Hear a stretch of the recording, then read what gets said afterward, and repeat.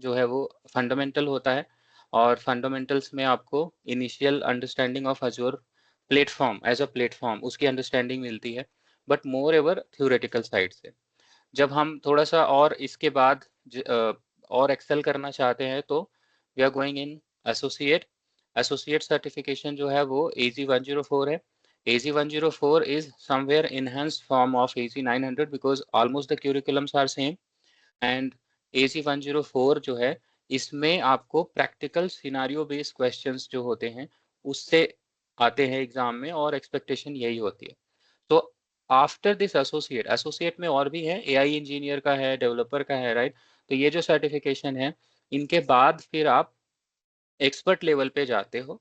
तो expert level पे जाने के लिए ये वाला जो कोर्स है Azzur DevOps engineer AZ-400 DevOps engineer expert, हम लोग इस वाले कोर्स को अटेंड करने वाले हैं, राइट।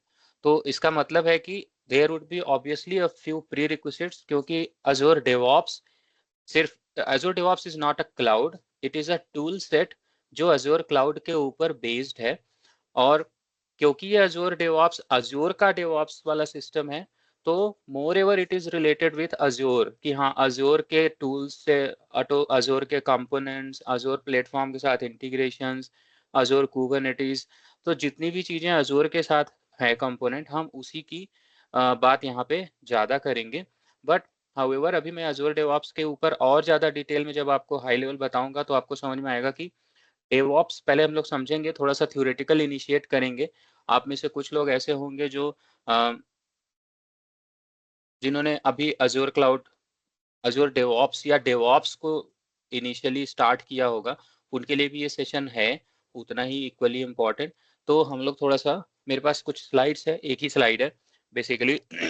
सेशन जो है हमारा ओवरऑल ये प्रैक्टिकल हैंड्स ऑन बेस होने वाला है, तो इसमें हम लोग स्लाइड का यूज करेंगे नहीं। Slide just for reference purpose है कि स्क्रीन पे जब मैं आपको एक्सप्लेन कर रहा हूँ तो कुछ ना कुछ सामने स्क्रीन पे होना चाहिए। इस वजह से हमारे पास एक यहाँ पे एक स्लाइड है अज़ूर डेवऑप्स की, राइट। तो कंटेंट जो है वो आप सबको ऑलरेडी मिल गया होगा, अगर नहीं भी मिला हुआ है तो आपको अभी व्हाट्सएप ग्रुप में, इस वाले ग्रुप में फिर से एक बार PDF उसका शेयर हो जाएगा कि कौन कौन से टॉपिक्स हम लोग अज़ूर डेवऑप्स में कवर करने वाले हैं। ओके, सो थोड़ा सा मैं अपने बारे में इंट्रोडक्शन कर दूं पहले तो। तो my name is Vijay Vishwakarma, I am living in Pune here. और मैं भी आप लोग की तरह एक प्रोफेशनल ही हूँ। तो I am a working professional, last 19 plus years का मेरा एक्सपीरियंस है ओवरऑल। 7 प्लस ईयर्स से मैं KR नेटवर्क क्लाउड के साथ एसोसिएटेड हूँ। तो और मैं अज्योर का और टेराफॉर्म का मेनली सेशन अभी लेता हूँ, बाकी के जो मेरे बैच है वो KR नेटवर्क क्लाउड में चलते हैं। तो आप में से कुछ लोग कोई ऐसे हैं जो अजूर के मेरे पुराने बैच से अजूर डेवऑप्स में आए हैं? एनीवन? यस विजय सर, मैं टेराफॉर्म किया था। ओके, अदर्स आप भी? थैंक यू हाँ, वेरी मच। मैं सर 104 से हूँ। सो नॉर्मली क्या है कि अगर आप अजूर, आजकल डेवऑप्स का काफ़ी ज़्यादा बूम है वैसे भी। So DevOps is a highest paying job in all across. So और वैसे भी अगर आप एक प्लेटफॉर्म इंजीनियर हैं, चाहे वो आप ऑन प्रेमाइज के प्लेटफॉर्म इंजीनियर हो या क्लाउड के प्लेटफॉर्म इंजीनियर हो, तो आजकल जो डिलीवरीज होती हैं, provisioning, software deliveries and everything, हम प्लेटफॉर्म बनाते ही क्यों हैं? हम प्लेटफॉर्म बनाते इसलिए हैं ताकि हमें उस प्लेटफॉर्म के ऊपर कुछ एप्लीकेशन हम रन कर सकें। तो इन दैट केस हमें एक ऑटोमेशन चाहिए होता है। तो जब भी हम ऑटोमेशन की बात करते हैं, डिलीवरीज की, सॉफ्टवेयर डिलीवरीज की, एप्लीकेशन डिलीवरीज में ऑटोमेशन की, तो इमीडिएटली सबसे पहले जो है वो CI/CD पाइपलाइन आती है। और व्हेनेवर यू से CI/CD पाइपलाइन और समथिंग या कोई भी वर्कफ्लो, तो वहाँ पे डेवऑप्स इंजीनियर का रोल तुरंत आता है। तो किसी भी ऑर्गेनाइजेशन के पास मल्टीपल प्रोजेक्ट्स ही क्यों ना चल रहे हो, लेकिन वहाँ पे डेवऑप्स इंजीनियर जरूर होते हैं, राइट। तो ये काफ़ी ज़्यादा स्कोप का है। एंड डेवऑप्स की अच्छी ट्रेनिंग्स थोड़ी सी कम है, राइट। तो अजूर डेवऑप्स एक not a kind of new platform, काफ़ी ओल्ड प्लेटफॉर्म है, लेकिन अजूर डेवऑप्स एक कंप्लीट पैकेज है इन इटसेल्फ, जो पूरे सॉफ्टवेयर डेवलपमेंट लाइफ साइकिल के हर एक टूल स्टैक को कवर करता है। तो हम लोग इसके बारे में और डिटेल में समझेंगे कि अजूर डेवऑप्स है क्या। बट बिफोर दैट हमारा जो ट्रेनिंग है वो कैसा होने वाला है, थोड़ा सा उसके ऊपर चलते हैं, फिर प्री रिक्विजिट्स के ऊपर थोड़ा सा डिस्कशन करेंगे, राइट। तो हालांकि ये डिटेल्स आपको आई बिलीव की ऑलरेडी मिली होंगी।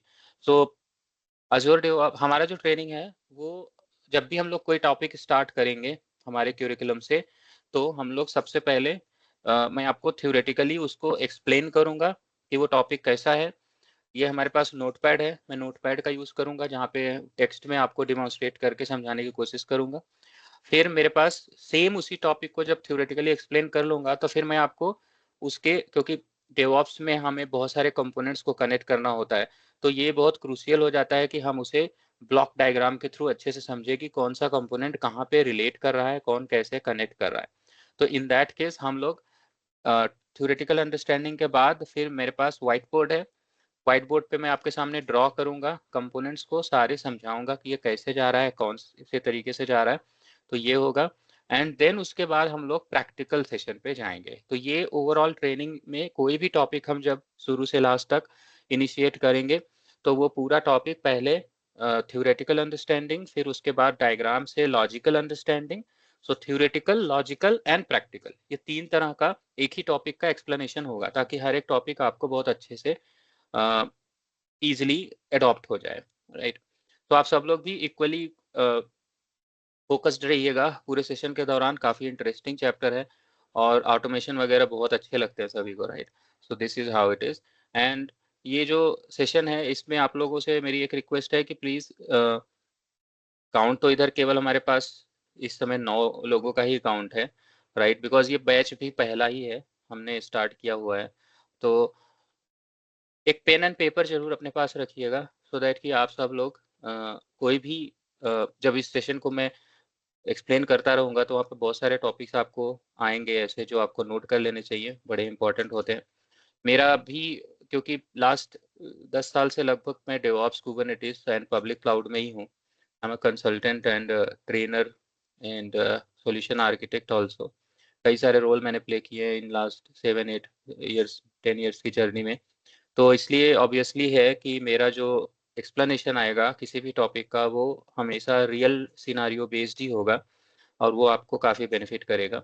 तो जो थ्रू आउट सेशन हमारी जो जर्नी है उसमें आपको सारे प्रैक्टिकल इंटरप्राइज में चीज़ें कैसे इम्प्लीमेंटेड रहती हैं उन्हीं से रिलेटेड सारी चीज़ें मिलेंगी।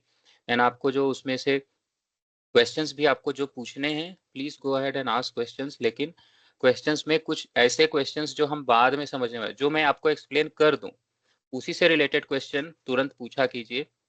क्वेश्चन का एक थोड़ा-सा हमें रखना चाहिए फाउंडेशन कि हमें वो क्वेश्चंस ही पूछने चाहिए। बाकी क्योंकि एक-एक करके चैप्टर्स पढ़ते चलेंगे हम लोग, राइट? तो आगे चल के टॉपिक्स आने वाला होगा। तो इन एनी वेज़, क्योंकि हम लोग यहाँ अंडरस्टैंडिंग करने आए हैं, तो आपको क्वेश्चंस ज़रूर पूछने चाहिए, ढेर सारे पूछने चाहिए, राइट? कोई भी नई चीज़ अगर आपको सुनाई दे तो इमीडिएटली आप पूछो, भले कि वो कोर्स में है या नहीं है, बट उसके बारे में कि सर ये है क्या?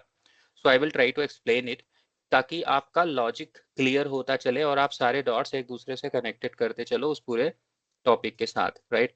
सो क्वेश्चन जरूर पूछिए। हो सकता है मैं कुछ क्वेश्चंस को रोकूं आपको, राइट, कि इसको रोक के रखिए, हम लोग आगे इसको ऑलरेडी एक्सप्लेन करने वाले हैं, इसका टॉपिक है।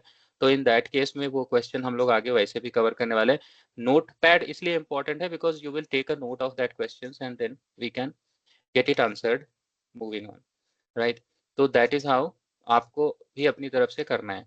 कुछ ट्रेनिंग कंटेंट्स हमारे जितने भी इसमें रहेंगे, अभी कोई ट्रेनिंग कंटेंट्स इसमें है नहीं, हम लोग कोर्स करते चलेंगे, साथ में ट्रेनिंग कंटेंट्स बनता चलेगा। तो मैं आपके सामने ही ट्रेनिंग कंटेंट्स के लिए भी एक रिपोजिटरी बनाऊंगा गिटहब में, और फ्रीली आपके लिए कंप्लीटली पब्लिक अवेलेबल रहेगा सारा कंटेंट। तो अजूर डेवऑप्स में हम लोग जो कोर्स अभी यहाँ करते चलेंगे उसके सारे कंटेंट्स आपको, contents, right, not the video recorded session, वो कंटेंट सारे के सारे आपको गिटहब पे अवेलेबल मिलते चलेंगे, राइट। साथ ही साथ तो मैं यहाँ जो कुछ भी यूज़ करूँगा, कोई भी टॉपिक, उससे रिलेटेड कंटेंट्स को मैं गिटहब पे मार्क डाउन फॉर्मेट में, अगर थ्योरेटिकल कुछ एक्सप्लेनेशन है तो, या वैसे अगर कोई कंटेंट है लाइक कोई टेराफॉर्म यूज़ कर रहा हूँ या कोई ARM टेम्पलेट्स यूज़ कर रहा हूँ, कोई जेसन फाइल है और एडीओ पाइपलाइन है, तो एडीओ पाइपलाइन के साथ में अगर पाइपलाइन का जो यामल है वो सब है, वो सारा कुछ मैं कंटेंट्स अवेलेबल कराता चलूँगा। तो आपके लिए भी उसको हैंड्स ऑन करना काफ़ी ईज़ी रहेगा। लैब आप लोग ज़रूर कीजिएगा, साथ ही साथ मेरे साथ ही साथ जब हम लोग लैब पे जाएंगे तो और रिलेटेड सिनारियोस को और ज़्यादा सिमुलेट करने की कोशिश कीजिएगा अलग अलग तरीके से, और आके वापस क्वेश्चन पूछिएगा कि सर ये मैंने ट्राई किया था, ये मेरे से नहीं हुआ, या ये कैसे करेंगे, ये भी एक सिनारियो है आपने जो बताया था उससे मिलता जुलता, तो हम लोग अच्छे से पढ़ते चलेंगे, राइट। सो क्वेश्चन के लिए जब कभी भी किसी को कोई क्वेश्चन होता है तो please raise your hand. Microsoft Teams में हम लोग यूज़ कर रहे हैं, आप सबको पता है इसमें हैंड रेज करने का एक ऑप्शन होता है। तो मेरे पास 2 स्क्रीन है सामने, एक स्क्रीन जिससे मैं आपसे बात कर रहा हूँ, इस पे मेरा टीम्स है, और ये सामने यहाँ स्क्रीन है जिस पे मैंने शेयर कर रखा है। तो मेरे दोनों स्क्रीन में अगर आपने हाथ उठाया तो इमीडिएटली मुझे पता चलेगा, तो I will get back to you कि आपका क्या डाउट है, राइट। और हमारा जो सेशन है ओवरऑल ये 2.5 घंटे का दिखा हुआ है, लेकिन हम लोग इसको थोड़ा पहले का कोशिश करेंगे एवरीडे फिनिश करने का। 2 घंटे 15 मिनट में हम लोग लगभग सेशन फिनिश करेंगे, ताकि थोड़ा टाइम हम लोग 2 घंटे या 2 घंटे 15 मिनट में, ताकि थोड़ा टाइम हम लोगों को वो क्वेश्चंस जो पूरे सेशन से दौरान हो, डाउट्स वगैरह कुछ अगर आपने नोट करके रखे हों, तो वो भी हमें 15 मिनट 20 मिनट का टाइम मिल जाए प्रॉपर्ली आंसर करने का। अगर नहीं है क्वेश्चंस एंड डाउट्स तो इट इज़ वेरी गुड, लेकिन एक्सपेक्टेड है कि आपके पास होंगे, and then you can feel free to ask. तो बड़े एक्सप्लेनेशन वाले आंसर्स जो होंगे, क्वेश्चंस होंगे, उनको आप सेशन के लास्ट में भी पूछ सकते हो, और जब कल हम लोग फिर से मिलेंगे इसी टाइम में, तब भी जब बाकी लोग ज्वाइन कर रहे हो तो उस टाइम में भी आप उस टाइम का पूरा यूटिलाइजेशन कीजिए, क्योंकि हम लोग उस टाइम में ऐसे ही we can keep just set up और उसके बाद बोलते नहीं है, तो उस टाइम को भी आप यूटिलाइज कर सकते हो। You will get a proper time to get all your queries answered, है ना। तो ये हमारा अच्छा है। Let's try to take one by one all of you आपके इंट्रोडक्शंस, राइट। उसके बाद फिर मैं आपको ट्रेनिंग की रिक्वायरमेंट्स के ऊपर जाता हूँ, और लैब्स वगैरह कैसे करेंगे और क्या क्या रिक्वायरमेंट है उसके ऊपर फिर एक्सप्लेन करता हूँ, राइट। तो मैं वन बाय वन चलता हूँ। आशीष, मेरे को बस केवल आपका बाकी लोग जिसके पास भी मैं जाऊँगा तो मुझे आप अभी अभी आपका क्या प्रोफाइल है, राइट। और अजूर डेवऑप्स या डेवऑप्स में या किसी और डेवऑप्स टूल में आपका कोई एक्सपीरियंस है कि नहीं, सॉफ्टवेयर डेवलपमेंट लाइफ साइकिल वगैरह के बारे में थोड़ा बहुत आप जानते हैं कि नहीं, प्रोडक्ट डेवलपमेंट के बारे में, बस इतना ही केवल जानना है, right. So will start from Abhishek. Abhishek, Yes, sir. बोलिए। Oh, am I audible? हाँ हाँ, यस। Yeah, yeah. हाँ सर, डेवॉप्स में एक्सपीरियंस है मेरा। मैंने जो डेवॉप्स को थोड़ा बहुत वो किया हुआ है काम, और जेनकिंस से किया है, पाइपलाइन वगैरह सेट किए हैं पूरा, और secure software development life cycle वगैरह पूरा किया हुआ है। Okay, that's great. Azzur DevOps में अभी आपके कोर्स में अजूर सॉरी कंपनी में प्रोजेक्ट में अजूर डेवऑप्स है, दैट इज हाँ सर, गिविंग मैं यू। सिक्योरिटी में हूँ, तो मतलब मेरा काम है कि सिक्योरिटी टूल्स को डेवॉप्स पाइपलाइन में इंटीग्रेट करना, तो ओके उसका थोड़ा बहुत नॉलेज है मुझे। ओके ओके, डेवसेकऑप्स वाला और सिस्टम, मैंने ठीक है। सोनार क्लाउड वगैरह और स्नीक वगैरह ये सब डेवॉप्स पाइपलाइन में इंटीग्रेट किया है। Thanks, Abhishek. I think this Azure DevOps will give you more understanding on managed DevOps tool stacks, software based. Ashish, आपका background, you are not audible Ashish. Am I audible? हाँ ना, हाँ, सो मेरा cloud infra support का actually background है, जिसमें Azure related सारी services from end to end start to commission to decommission रहता है।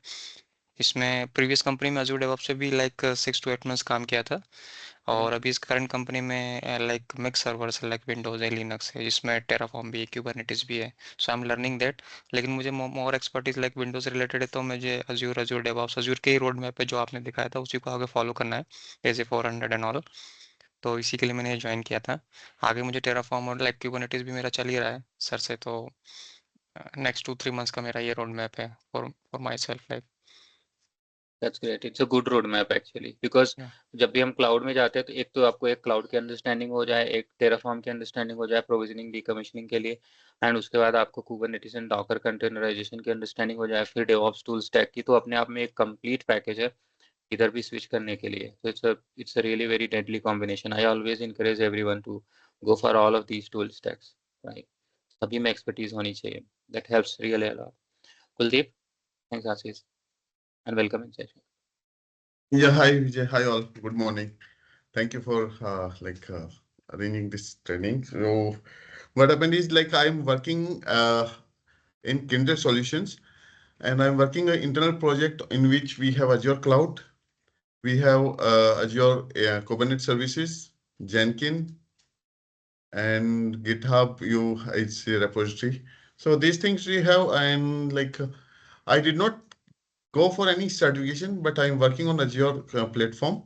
My background purely for Linux, but still, I switched to Kubernetes for last 3-4 years. So struggling a lot with this kind of thing because mainly on like we can call it the costing part of costing and architecture of the things, because our demand is low with low cost and high performance. Got it. ठीक है. So Jenkins, I don't know how it will help to replace the Jenkins, because Jenkins is open source tool and this is proprietary and costing is involved. So that's why I like joined this training, so that I can get anything from this training and give some cost benefit to my current project. Absolutely, we will try to cover that topic. We will try to compare other tool stacks also, and क्यों Azure DevOps ज़्यादा अच्छा है. Yeah, and also one more thing, like we have Azure Kubernetes services, and there is one more component in Azure which support like containerized platform. So Azure instances. yes. So which one is the beneficial one? So that also. दोनों के अलग pros and cons हैं. Yeah. I think हम लोग जब चलेंगे उस topic पे तो प्रॉब्लम मैं एक्सप्लेन करूंगा.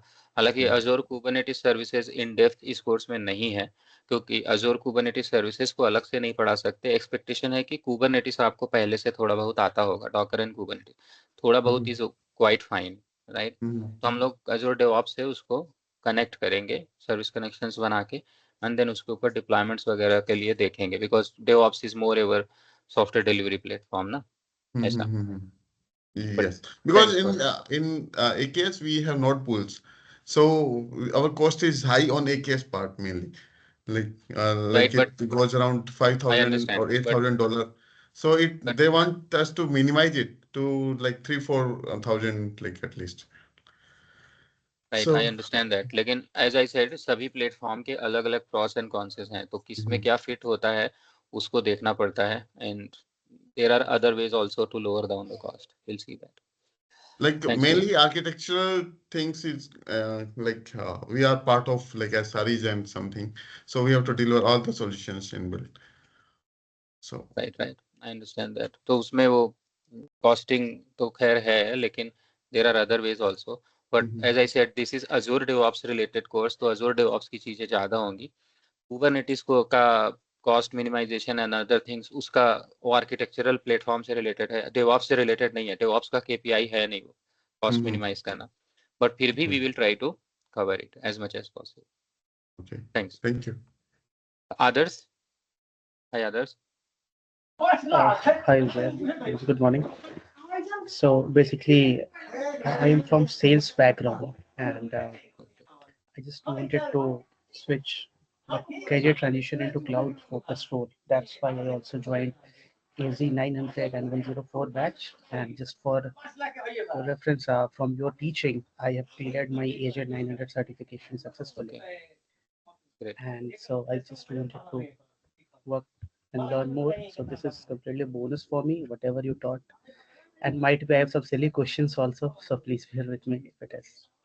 And I'm always happy to take all type of questions. No? Thanks, others. Good to know that you're coming from my previous batch and you are trying to put some effort on getting these understandings also.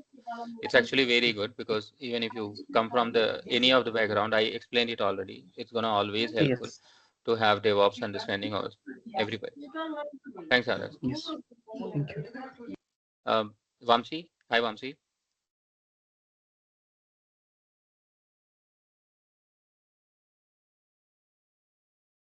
Vamsi, Krishna.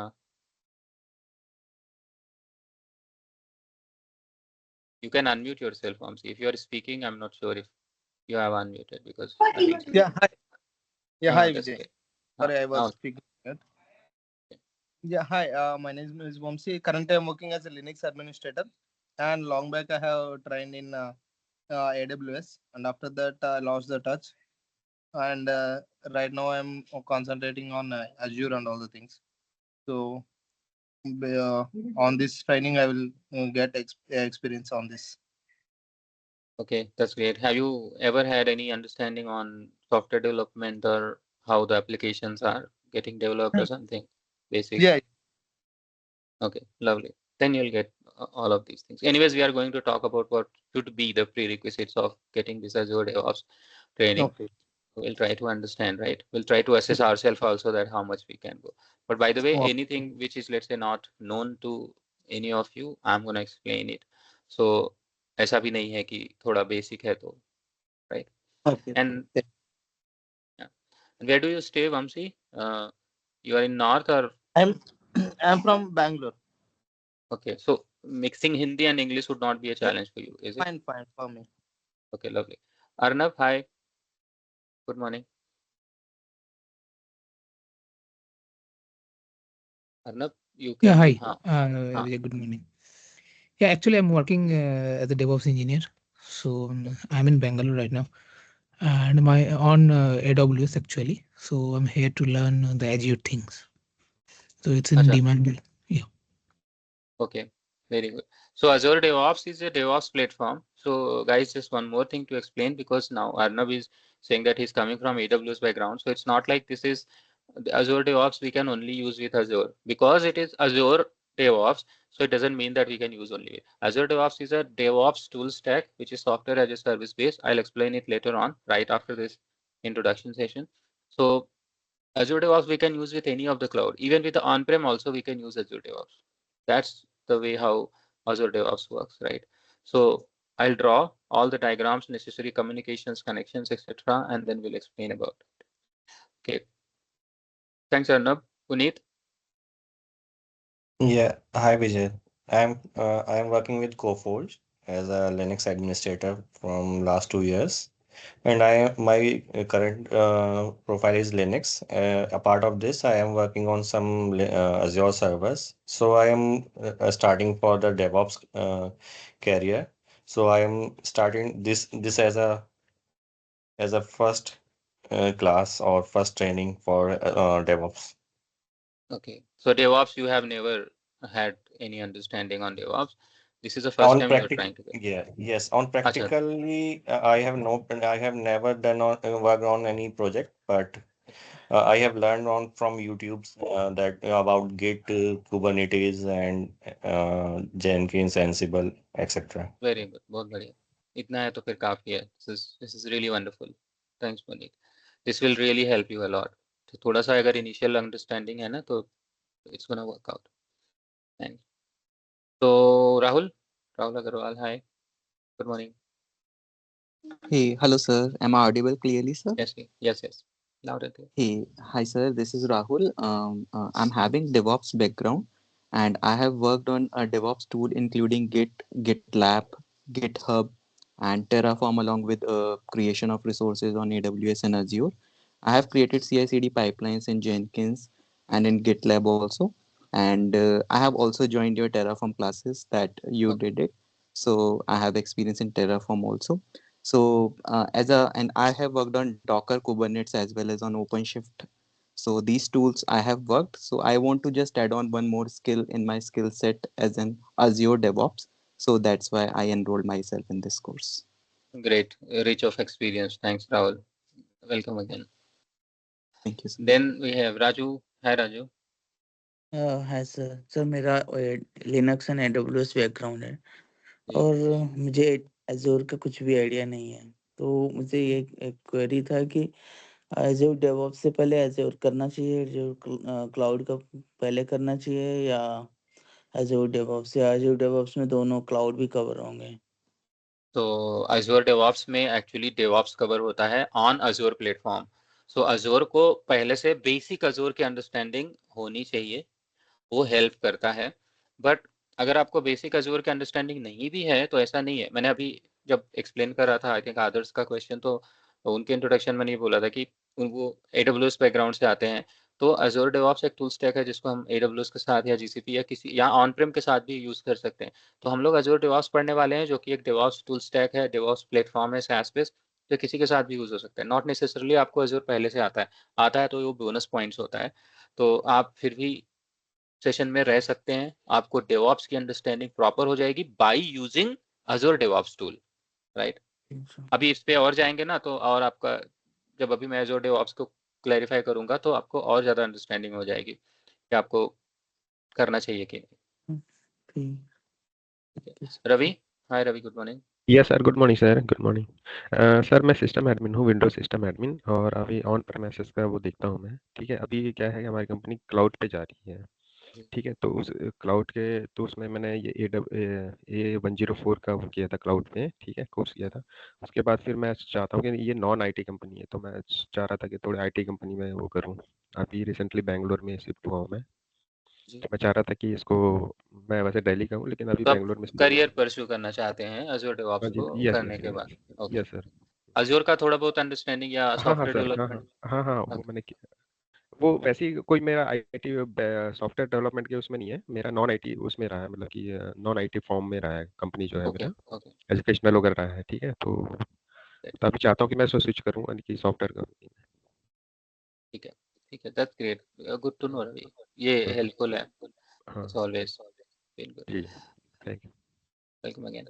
Singhraj, hi, good morning, आप unmute कर सकते हो।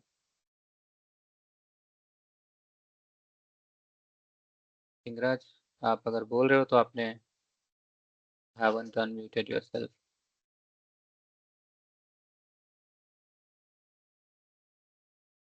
Singraj, okay, fine. So maybe you have some trouble. So Sony, hi Sony.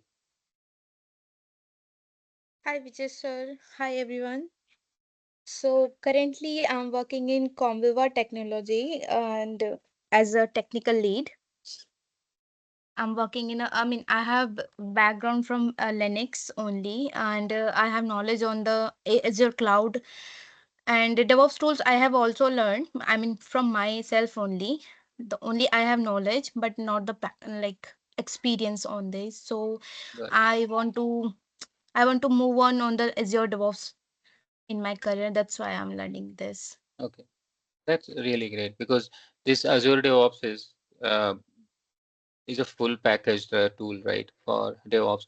So coming from any background, one major thing, because we done with the introduction, so thank you everyone for all your nice introductions and really encouraging. One thing which I got to know from all of these introductions that you all are coming from a various backgrounds, so mixed of audience वो हमेशा ही होती है।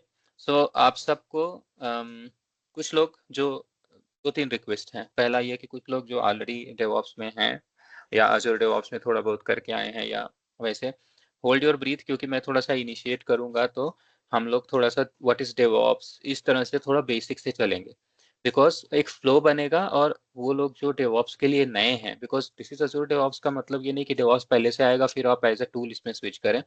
ये एक DevOps का package है Azure के platform को लेके, तो ऐसे में डेवऑप्स की प्रॉपर अंडरस्टैंडिंग हम लोग लेंगे। So initially please hold your breathe and आपके क्वेश्चंस जो होंगे वो आप पूछ सकते हो फॉर श्योर, बट जिनको थोड़ा बहुत एक्सपीरियंस है, जो उस टॉपिक को जानते हैं, वेट, हम लोग धीरे धीरे चलेंगे, राइट, एंड देन अज़ूर से रिलेटेड चीज़ें भी आएंगी, काफ़ी कॉम्प्लेक्स चीज़ें भी आएंगी इम्प्लीमेंटेशंस के लगे, right. So we will start now, right.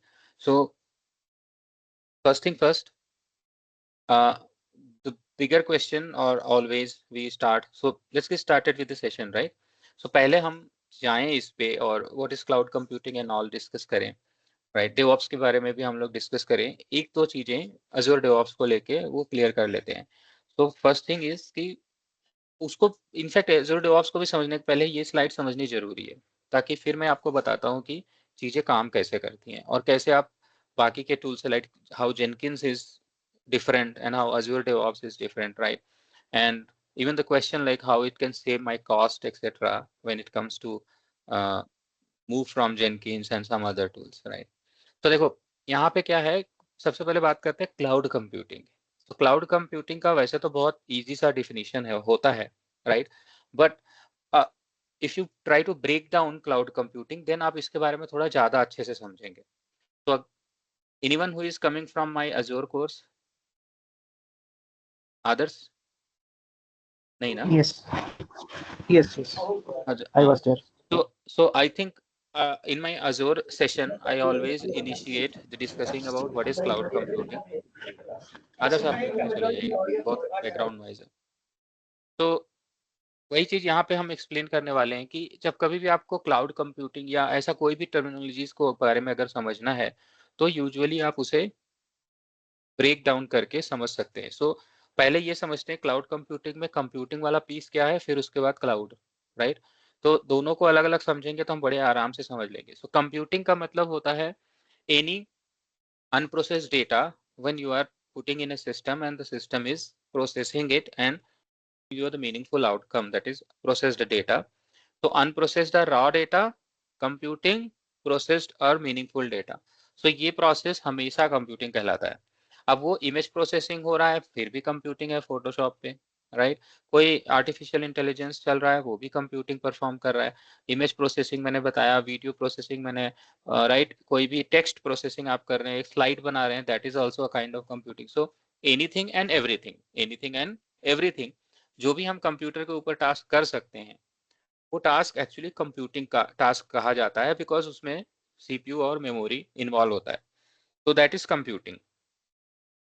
अब एक होता है कि कंप्यूटिंग हम करेंगे कहाँ, ऑब्वियसली किसी न किसी प्लेटफॉर्म पे करेंगे, राइट। एक कोई प्लेटफॉर्म होगा। अब प्लेटफॉर्म का मतलब ऐसा नहीं है कि किचन का प्लेटफॉर्म। प्लेटफॉर्म का मतलब है कि either you have a laptop, आप लैपटॉप पूरा एक प्लेटफॉर्म है क्योंकि उसमें सीपीयू है, मेमोरी है, राइट। तो आप उसके अंदर जाके भी कंप्यूटिंग परफॉर्म कर सकते हैं। कंप्यूटिंग कोई छोटा टास्क से लेके कोई बड़ा टास्क भी हो सकता है, राइट। मिलियंस ऑफ रो का एक डेटा है, आप उसको प्रोसेस कर रहे हैं, दैट इज ऑल्सो कंप्यूटिंग। 2+2 का कैलकुलेशन करके 4 निकाल रहे हैं, that is also a computing. तो कंप्यूटिंग अगर हम करते हैं कंप्यूटिंग प्लेटफॉर्म पे, that is called edge computing. लेकिन वो जो प्लेटफॉर्म है वो अगर हमारा खुद का है तब तो वो कंप्यूटिंग हो गया, like on premise traditional architecture, जिसमें ऑन प्रेमाइस में हमारे पास ढेर सारे सर्वर्स होते हैं, राइट, हम सबके कंपनी के अंदर। तो हम लोग वहां पे भी कंप्यूटिंग करते हैं। तो कंप्यूटिंग हम कहीं पे भी कर सकते हैं, लेकिन क्लाउड कंप्यूटिंग का मतलब होता है कंप्यूटिंग जिसको हम क्लाउड में करें। अब कंप्यूटिंग जिसको हम क्लाउड में करें, इसका सेंस ये बनता है कि क्लाउड क्या है वो समझेंगे तो कंप्यूटिंग ज्यादा समझ, क्लाउड कंप्यूटिंग ओवरऑल समझ में आ जाए। सो क्लाउड का मतलब होता है कि आप सबने क्लाउड किचन का कंसेप्ट सुना होगा। शार्क टैंक इंडिया खासतौर से जब आया तो उसके बाद से थोड़ा सा क्लाउड किचन का कंसेप्ट ज्यादा पॉपुलर हुआ, क्योंकि लोगों ने वीडियोस देखे तो क्लाउड किचन उनको थोड़ा समझ में आने लगा। तो क्लाउड किचन आप में से कोई एक्सप्लेन कर सकता है what is that? It's like restaurant नहीं ओपन है, वो सिर्फ बना के सर्व करते हैं, लाइक डिलीवरी देते हैं ओनली। तो it's like serving something, right. Only serving. Only mainly concept यही है कि सर्व करना। अब वो चाहे वो वहां पे बना के सर्व करें या बना बनाया है, दैट डजंट मैटर, लेकिन सर्व कर रहे हैं वो एक सर्विस। लेकिन उससे भी बड़ी चीज जो क्लाउड किचन की होती है खासियत, वो होता है कि मल्टीपल प्लेसेस जियोग्राफिकली। ये बहुत इंपॉर्टेंट है, बिकॉज अगर एक सिंगल शॉप है ना, वहां पे भी अगर बन रहा है, भले वो वहां पे बन नहीं रहा है, वो घर से बना के लेके आ रहे हैं और उसके बाद वो सेल कर रहे हैं, तो आप उसको क्लाउड नहीं बोल सकते, क्लाउड किचन नहीं बोल सकते, राइट। तो क्लाउड का कंसेप्ट होता है when something is your distribution, जहां से आप सर्विस ऑफर कर रहे हैं ना, वो चीज आपकी बन कहाँ पे रहा है, that is irrelevant of it, right. वो एक जगह भी बन सकता है, मल्टीपल जगह पे बन सकता है, लेकिन आप जहां से सर्व कर रहे हैं सर्विसेज को, वहां दो चीजें बड़ी इंपॉर्टेंट है। पहला ये कि आप मल्टीपल लोकेशंस पे सर्व कर रहे हैं। दूसरा ये कि आपके उन मल्टीपल लोकेशन पे सेम सेट ऑफ सर्विसेज सर्व की जा रही है। जैसे अगर आपने एक मोमोज का ठेला लगा लिया, तो वो मोमोज का ठेला सिर्फ आप मोमोज सेल कर रहे हो, इट इज नॉट क्लाउड। लेकिन अगर आप सोचो कि दिल्ली में ही इतने सारे लोकेशंस हैं, आप उस दिल्ली में कोई नोएडा में हर एक सेक्टर में आपके मोमोज के ठेले हैं, राइट। तो बन रहा है, अब वो भले के मोमोज एक जगह बन रहा है या दो जगह बन रहा है, दो जगह से आपने सेक्टर्स में डिवाइड कर दिया, दो जगह पे, एक इस यहाँ से बन रहा है, एक यहाँ पे बन रहा है, फिर यहाँ के एरियाज में सभी में ले जाकर डिस्ट्रीब्यूट कर रहे हैं, यहाँ के एरिया में सभी में ले जाकर डिस्ट्रीब्यूट कर रहे हैं। और उसके बाद वो लोग क्या कर रहे हैं, वो उसको खाली हॉट करके गर्म करके दे दे रहे हैं सबको, राइट। थोड़ा सा वार्म करेंगे एंड सबको दे देंगे। तो ये जो कंसेप्ट है इसको बोलते हैं क्लाउड किचन का कंसेप्ट, राइट। अब I am giving you one example, like let's say Domino's या मैकडी। मैकडी में उनके बहुत सारे रेडी टू ईट वाले आइटम होते हैं सारे, वो खाली वहां पे जब बस क्या होता है, वो उन्होंने फ्राई करके रखा हुआ है चीजें, राइट, मकालू टिक्की, वो उसको रखा, टिक्की रखा एंड लेटस एंड ब्ला ब्ला ब्ला, और उसके बाद चिपका के आपको ये दे दिया, राइट। तो इफ यू सी हर एक मैकडोनल्ड में, वो एक तो मैकडोनल्ड हर जगह है, दूसरा मैकडोनल्ड में हर जगह पे सेम सेट ऑफ सर्विसेज मिल रही है, राइट? तो this is called as cloud kitchen का कंसेप्ट। तो सेम वे में अगर हम क्लाउड कंप्यूटिंग के ऊपर जाएं तो इसका मतलब ये हुआ कि कोई ऐसा सर्विस प्रोवाइडर जो आपको कंप्यूटिंग की सर्विसेज दे, यानी कि वो ऐसी सर्विस दे कि आप अपना कोड जाओ, एग्जीक्यूट कराओ, चलाओ, या आप अपना सॉफ्टवेयर इंस्टॉल कर सको, या अपना वर्चुअल मशीन बना सको, राइट? या आप कुबरनेटिस बना सको। तो वो आपको कंप्यूटिंग करने के लिए तरह तरह के प्लेटफॉर्म सर्विस ऑफर करता है, बदले में आपसे पैसे लेता है। मैकडोनल्ड भी क्या करता है, पैसे लेता है, बदले में सर्विस ऑफर करता है। मैंने मोमोज वाले ठेले का कंसेप्ट दिया, तो वो भी क्या करता है, आपको मोमोज देता है, बदले में पैसे लेता है, राइट? यानी कि आप अगर किसी के प्लेटफॉर्म पे उनके प्लेटफॉर्म को यूज करते हो, इंफ्रास्ट्रक्चर के लिए, सॉफ्टवेयर के लिए, प्लेटफॉर्म के लिए यूज करते हो, बदले में आप उनको पैसे देते हो, राइट? और वो सर्विसेज आपकी जहां मन करे वहां आप उनसे ले सकते हो, same set of services. For example, आप एक वर्चुअल मशीन बनाना चाहते हो तो आप इंडिया में भी बना सकते हो, 3 लोकेशन है, अजोर में, आप AWS में, GCP में, कहीं पे भी। तो अगर GCP, तो गूगल उसका प्रोवाइडर है, और गूगल का क्लाउड किचन टाइप का कंसेप्ट क्या है, उनके रीजन, उनके अवेलेबिलिटी जोन्स, उनके जो डेटा सेंटर्स हैं जो हर जगह पे फैले हुए हैं, राइट? इंडिया में भी, US में भी, नीदरलैंड में, यूरोप में, UK में, all across, right? Middle east में। तो इनको हम बोलते हैं cloud computing platform. Why? Because in a manner of cloud there are computing platform available all across the globe, and that is where it is cloud. and वहां पे मिल क्या रही है हमको, क्लाउड में सर्विस ऑफरिंग हो रही है, किस चीज की, कंप्यूटिंग सर्विसेज। और वो कंप्यूटिंग सर्विसेज में मैंने बताया कुछ भी हो सकता है। तो ये ओवरऑल क्लाउड कंप्यूटिंग का कंसेप्ट है। अब क्लाउड कंप्यूटिंग के कंसेप्ट में आपको क्लाउड कंप्यूटिंग मिलती है तो ओवर द नेटवर्क मिलती है। अब अगर आपको ओवर द नेटवर्क जो सर्विस मिल रही है, अगर वो सर्विस पूरी दुनिया में किसी के लिए भी, सबके लिए ऑफर हो रही है कि भैया आप आओ, साइन अप करो, अपना रिसोर्स क्रिएट करो, पे करो, यूज करो। दूसरा कोई बंदा आएगा, वो आपको जानता भी नहीं है, आपको पता भी नहीं, वो भी आके same platform, same interface, same set of services use कर रहा है। जैसे मैकडोनल्ड का एग्जांपल दिया, मैकडोनल्ड में कोई भी गया वो बर्गर खरीद के खा रहा है। तो इट्स नॉट लाइक कि वो मैकडोनल्ड वो बर्गर या उनके ऑफरिंग्स को केवल अपने ऑर्गेनाइजेशन के लिए कर रहा है या लिमिटेड लोगों के लिए कर रहा है। It is public, public restaurant है उसका, राइट? पब्लिक आउटलेट्स हैं, तो वो पब्लिकली सबको ऑफर कर रहा है। तो क्लाउड में भी ऐसे क्लाउड जो सर्विसेज सबको ऑफर करते हैं, कोई रेस्ट्रिक्शन नहीं, anybody can come create services and use it, उसको हम बोलते हैं पब्लिक क्लाउड। पब्लिक क्लाउड, और इस तरह के प्लेटफॉर्म को बोलते हैं public cloud computing platform. Azure, GCP, AWS, ये तीनों मेजर आज की डेट में पब्लिक क्लाउड कंप्यूटिंग प्लेटफॉर्म हैं। अब ये पब्लिक क्लाउड इसीलिए है क्योंकि मैं भी अपना अकाउंट बना के इस्तेमाल कर सकता हूँ, मुझे भी सेम सेट ऑफ सर्विसेज मिलेंगी, आप भी कर सकते हो। और कोई ऑर्गेनाइजेशन है वो भी सेम सेट ऑफ सर्विसेज अपने अकाउंट बना के इस्तेमाल कर रहा है, प्रोडक्शन चला रहा है उसमें, राइट? तो that is available to everyone, it's a public cloud computing. अब प्राइवेट क्लाउड कंप्यूटिंग क्या होता है? कंसेप्ट क्लाउड का ही हो कि मल्टीपल डेटा सेंटर्स हैं, एक बैंगलोर में है, एक चेन्नई में है, एक पुणे में है, एक मुंबई में है, एक नोएडा में है, राइट? एक इंदौर में है। तो है कई सारे डेटा सेंटर्स, लेकिन वो सब कनेक्टेड हैं, right? And same set of services हर जगह मिल रही है, लेकिन वो विद इन एन ऑर्गेनाइजेशन मिल रही है, private, privately some people, it's not getting offer to everyone कि कोई भी आए, कोई साइन अप नहीं कर सकता, बल्कि सेट ऑफ सर्विसेज हैं, लेकिन एक एनक्लोज्ड नेटवर्क में है, प्राइवेट नेटवर्क के अंदर है। और जो उस नेटवर्क का पार्ट है, या जो उस ऑर्गेनाइजेशन के नेटवर्क का पार्ट है, जो उस ऑर्गेनाइजेशन का पार्ट है, वही केवल उन सर्विसेज को इस्तेमाल कर सकता है। तो इसको हम लोग बोलते हैं प्राइवेट क्लाउड कंप्यूटिंग प्लेटफॉर्म। और इस तरह के सर्विस प्रोवाइडर को, सर्विस प्रोवाइडर जो इंटरनल अपने ऑर्गेनाइजेशन के लिए, खुद के लिए करता है, उसे हम बोलते हैं private cloud computing, right? Private cloud computing के सॉफ्टवेयर्स हैं, आप सबको पता है, ओपन स्टैक मेजर नेम है, बहुत सब लोग जानते होंगे। Open stack is one of the platform which provides private cloud computing platform. You can build the private cloud computing platform on your own hardware, spread across multiple locations, cloud के concepts में। that is how it is cloud computing and private cloud computing, ठीक है? अब देखो, चाहे private हो या public हो, कोई भी प्लेटफॉर्म हो, लेकिन वो दोनों ही प्लेटफॉर्म हमें 3 तरह की सर्विसेज देते हैं। वैसे तो आज के जमाने में आप बहुत सारी चीजें बोल सुनते हो, वी आर लिसनिंग अबाउट की virtual machine as a service, database as a service, IP address as a service, right? Container as a service, lot of things as a service. but all these lot of things as a service is actually derived from 3 major basic service as an offering. So one offering is infrastructure, another is platform, and third is software. ठीक है, अभी तक मैंने जो बताया अगर उसमें कहीं पे भी आपको जरा सा भी डाउट हुआ करे, immediately raise your hand and ask me कि सर ये कैसे होता है, ये क्यों बताया आपने, या ये कैसे हुआ. तो please feel free to ask questions, don't stop yourself. तो यहाँ पे जैसे 3 मेजर सर्विसेज जो होती है उनको हम बोलते हैं, पहला जो है वो इंफ्रास्ट्रक्चर एज ए सर्विस है. स्लाइड में आपको टॉप राइट पे यहाँ पे मिल रहा है इंफ्रास्ट्रक्चर एज ए सर्विस. तो इंफ्रास्ट्रक्चर एज ए सर्विस का मतलब होता है जब आपको कोई प्रोवाइडर इंफ्रास्ट्रक्चर को खुद मैनेज करता है, आपसे मैनेज नहीं कराता बल्कि खुद मैनेज करता है और आपको उसकी ऑफरिंग देता है, तो उसे हम बोलते हैं इंफ्रास्ट्रक्चर हमें दे रहा है वो एज ए सर्विस.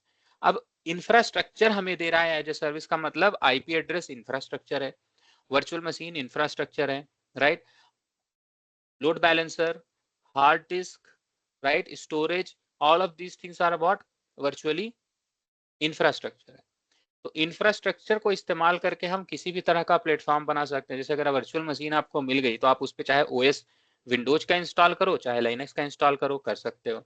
तो infrastructure as a service, right, वो है जिसमें हमें इंफ्रास्ट्रक्चर की सर्विस मिलती है एंड उस सर्विस को यूज करके हम कैसा भी प्लेटफॉर्म बना सकते हैं और उस प्लेटफॉर्म को जो हम जो चीज हम बनाते हैं वो हम मैनेज करते हैं, यानी वो पीस अनमैनेज होता है. यानी इंफ्रास्ट्रक्चर में एज ए सर्विस में इंफ्रास्ट्रक्चर वाला जो पीस है, यानी कि अंडरलाइन हार्डवेयर क्या है, कौन सा हाइपरवाइजर यूज हो रहा है या कैसे चीजें मूव कर रही हैं, हाई अवेलेबिलिटी, ये सारी चीजें क्लाउड प्रोवाइडर ही देखता है, हमें उससे मतलब नहीं है, राइट.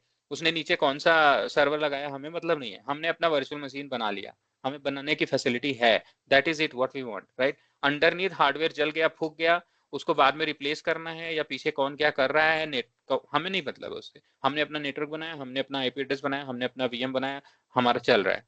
तो इंफ्रास्ट्रक्चर एज एन ऑफरिंग जब कोई दे और चीजों को उसके नीचे की चीजों को बाकी वो मैनेज करे तो उसे हम बोलेंगे infrastructure as a service. Some services example जो मैंने आपको दिया, right, virtual machine, IP address, load balancer, disk, snapshot, storage, file storage, object storage, all of these things are what infrastructure. क्योंकि इन सबको इस्तेमाल करके आप मेल सर्वर बना सकते हो, फाइल सर्वर बना सकते हो, डीएनएस सर्वर, जो मन में आए वो बना सकते हो, राइट. इंफ्रास्ट्रक्चर है तो उनको मिला के आप कैसा भी प्लेटफॉर्म बना सकते हो. अब आता है platform as a service. Platform as a service वो सर्विस है जिसमें इंफ्रास्ट्रक्चर तो मैनेज है ही, साथ में उसका जो प्लेटफॉर्म है वो भी मैनेज है. एग्जाम्पल एक छोटा सा देता हूँ, इंफ्रास्ट्रक्चर एज ए सर्विस और प्लेटफॉर्म एज ए सर्विस को आप इजिली डिफरेंशिएट कर पाएंगे. जैसे अगर आपको एक वर्चुअल मशीन मिल गया तो ये इंफ्रास्ट्रक्चर एज ए सर्विस है. अगर आपको मैंने बोला उसके ऊपर आप अपना प्लेटफॉर्म बना सकते हो, तो आप इंफ्रास्ट्रक्चर वीएम के ऊपर आप मान लो डेटाबेस का प्लेटफॉर्म बनाना चाहते हो, what you will do, which part you will manage. Infrastructure आपको मिल गया तो platform you are managing it. How, virtual machine में लॉगिन करके फिर उसमें ओरेकल, माइस्क्यूएल, पोस्टग्रेसक्यूएल जो भी आपको मन किया आप उसका सॉफ्टवेयर डाउनलोड करके ले आए, उसमें इंस्टॉल किया, उसे कॉन्फ़िगर किया, यूजर आईडी पासवर्ड वगैरह सेट किया, राइट, पोर्ट्स वगैरह ओपन किए, सिक्योरिटी पैचिंग्स वगैरह देखी, तब जाके आप उसे कनेक्ट करके उसमें डेटाबेस क्रिएट कर सकते हैं, स्कीमा क्रिएट कर सकते हैं, राइट, यूजर्स वगैरह क्रिएट कर सकते हैं. That is called what, the database platform. But अब कभी भी उसमें कोई भी चेंज करना है यू विल मैनेज इट. उसका नया वर्जन आया, पैचिंग करोगे आप करोगे, सब कुछ आप करोगे, राइट. वो कभी डाउन हुआ, वो क्रैश हुआ, सब कुछ आप करोगे, यू आर मैनेजिंग इट. वो आपको एज ए ऑफरिंग नहीं मिल रहा है, आप मैनेज कर रहे हो डाटाबेस को. तो देन यहाँ पे सिर्फ infrastructure as a service offer हो रही है, उसके ऊपर प्लेटफॉर्म आपने बनाया है डाटाबेस का. सोचो अगर आपको एक ऐसा इंटरफेस मिल जाए, प्लेटफॉर्म मैनेज हो जाए, यानी ये डेटाबेस मैनेज आपको मिल जाए खाली कि पोस्टग्रेसक्यूएल सर्वर, क्लिक किया, ये वाला वर्जन सेलेक्ट किया, सेलेक्ट करने के बाद होस्ट नेम दिया, यूजर आईडी पासवर्ड दिया, सबमिट किया, साइट सेलेक्ट कर लिया ऑब्वियसली, एंड आपका डाटाबेस सर्वर बन गया. आपको कुछ नहीं करना पड़ा, सेलेक्ट करके सबमिट किया, डाटाबेस सर्वर बन गया. अब उस डाटाबेस सर्वर में फर्दर कोई सिक्योरिटी पैचिंग आ रही है या अपग्रेड हो रहा है या कुछ भी हो रहा है तो वो सारी चीजें अजूर मैनेज करेगा. उसका बैकअप हो रहा है, अजूर मैनेज करेगा या एडब्ल्यूएस मैनेज करेगा. एडब्ल्यूएस के केस में लेट से आरडीएस सर्विस है, जीसीपी के केस में लाइक क्लाउड एसक्यूएल सर्विस है, राइट. तो वो प्रोवाइडर ही मैनेज करेगा, आपको उससे मतलब नहीं है. उसका अप टाइम हमेशा मेंटेन रहेगा, हाई अवेलेबिलिटी, रेजिलियंसी, सब कुछ मैनेज करेगा. आप गए, आपने सबमिट किया अपनी रिक्वायरमेंट डाल के, प्लेटफॉर्म मिल गया। अब आप उस प्लेटफॉर्म के ऊपर क्या डालोगे? अपना code. Code is what? Your SQL script जो आप एग्जीक्यूट करेंगे, योर एसक्यूएल स्टेटमेंट्स जो आप एग्जीक्यूट करेंगे। तो इस चीज को हम बोलते हैं platform as a service. Platform as a service में डाटाबेस एज ए सर्विस आ सकता है, right. Platform as a service में आपके पास web application as a service आ सकता है, जैसे कंटेनर एज ए सर्विस आ सकता है, जैसे अजूर में कंटेनर इंस्टेंसेस होते हैं जिसमें आप कंटेनर्स जाके डायरेक्ट डिप्लॉय कर सकते हो। AWS में अपाचे बीन स्टैक है, sorry Apache AWS, right. Web applications वगैरह कर सकते हैं। तो ये हो गया प्लेटफॉर्म। अब आता है software as a service. Software as a service में आपको अपना कोड भी नहीं डालना होता, कोई एग्जिस्टिंग बनी बनाई फंक्शनैलिटी है जो कोई प्रोवाइडर हमें ऑफर कर रहा है, ताकि हम वहाँ कुछ इंस्टॉल करेंगे ना कुछ, हम जाएंगे उनका फीचर जो है बना बनाया, हम उस फीचर का इस्तेमाल करेंगे और अपना काम करेंगे। फॉर एग्जाम्पल डेटाडॉग, न्यूरेलिक, ये जैसे मॉनिटरिंग के प्लेटफॉर्म है। तो डेटाडॉग, न्यूरेलिक ये सब सॉफ्टवेयर एज ए सर्विस के प्लेटफॉर्म है जिसमें आप जाके लॉग इन कर सकते हो। अब जैसे एक और एग्जांपल लेते हैं, सर्विस नाउ। आप सब ने सर्विस नाउ का इस्तेमाल किया है, राइट। सर्विस नाउ सब ने इस्तेमाल किया होगा। Anyone who did not use service now don't know, right, सभी ने किया है। सर्विस नाउ, DMC रेमेडी, ये सारे टूल्स हैं जो टिकटिंग के टूल हैं। इंसिडेंट मैनेजमेंट, प्रॉब्लम मैनेजमेंट इसमें किया जाता है। सर्विस नाउ का एक वर्जन आता है कि आप उसको खुद मैनेज करते हो, राइट। तो वो है प्लेटफॉर्म एज ए, कि आप उसे अपने इंफ्रास्ट्रक्चर के ऊपर डिप्लॉय किया सर्विस नाउ को, और सर्विस नाउ को उसके बाद आप यूज कर रहे हो। तो उसका बैकअप, उसका सिक्योरिटी, सॉफ्ट पैचिंग, सारा सेटिंग, सब कुछ आपको देखना पड़ेगा। उसको बोलते हैं होस्टेड सर्विस नाउ, जो आप होस्ट करते हैं अपने यहाँ। दूसरा ये होता है कि आप सर्विस नाउ पे लॉगिन कीजिए, आपका डोमेन दे दीजिए, राइट। डोमेन दे दिया आपने, उसके बाद hcl.servicenow.com करके बन गया। और उसमें जब आप इस डोमेन पे लॉगिन करते हैं तो आपको अपनी सेटिंग्स मिलती है, आपका इंस्टेंस मिलता है। तो ऐसे में ना तो आपको सर्विस नाउ इंस्टॉल करने की जरूरत, ना उसका सॉफ्टवेयर देखने की जरूरत, ना उसके लिए हार्डवेयर देखने की जरूरत, ना कुछ मैनेजमेंट करने की जरूरत, बल्कि बिंदास आप उसके ऊपर काम कर सकते हैं, राइट। सब कुछ वहीं से मैनेज होगा। आपको सेटिंग्स करनी है अपने हिसाब से, हमेशा वो अप भी रहेगा, और वो आपके पास इंस्टॉल नहीं, आपको सर्वर खरीदने की जरूरत है या नेटवर्क नहीं, कुछ नहीं, चल रहा है वो।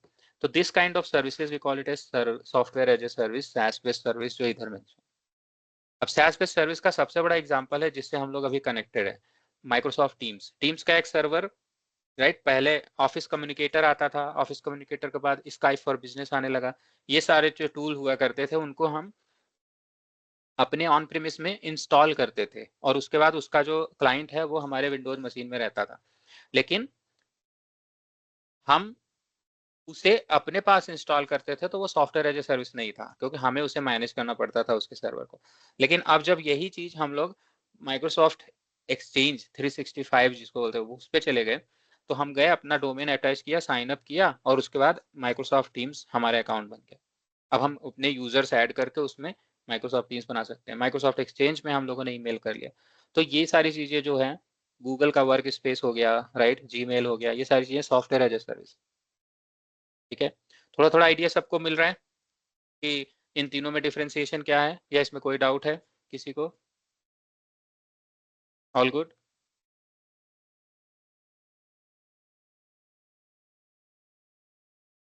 Yes sir. हाँ, थोड़ा इंटरेक्टिव रहिए, अच्छा लगेगा आपको भी और मुझे भी फिर कि हाँ सही चल रहा है। नहीं तो ये पता नहीं चल पाएगा कि हाँ पढ़ सही अभी, मतलब हमें आगे बढ़ना चाहिए कि नहीं। ओके, तो अब आता है major thing, what is Azure DevOps. अब यहीं पे हम लोग ट्राई करेंगे कंपेयर करने का जेनकिंस को या बाकी टूल को। तो देखिए, अजूर डेवऑप्स जो है ये एक SaaS बेस्ड सर्विस है। आपको क्लाउड कंप्यूटिंग बताने का, PaaS, SaaS और IaaS के डिफरेंशिएशन को बताने का मेन रीजन यही था कि आप ये रिलेट कर पाओ कि अजूर डेवऑप्स है क्या।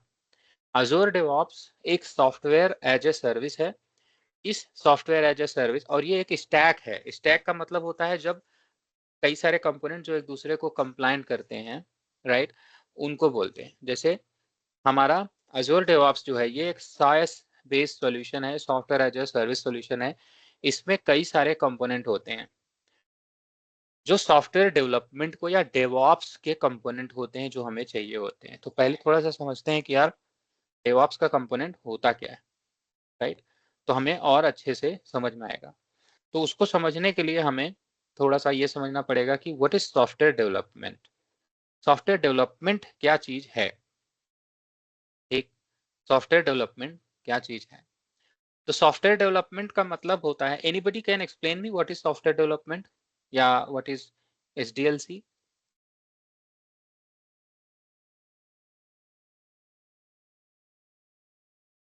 एनीवन, थोड़ा आइडिया हो आपको सॉफ्टवेयर डेवलपमेंट क्या होता है, SDLC क्या होता है?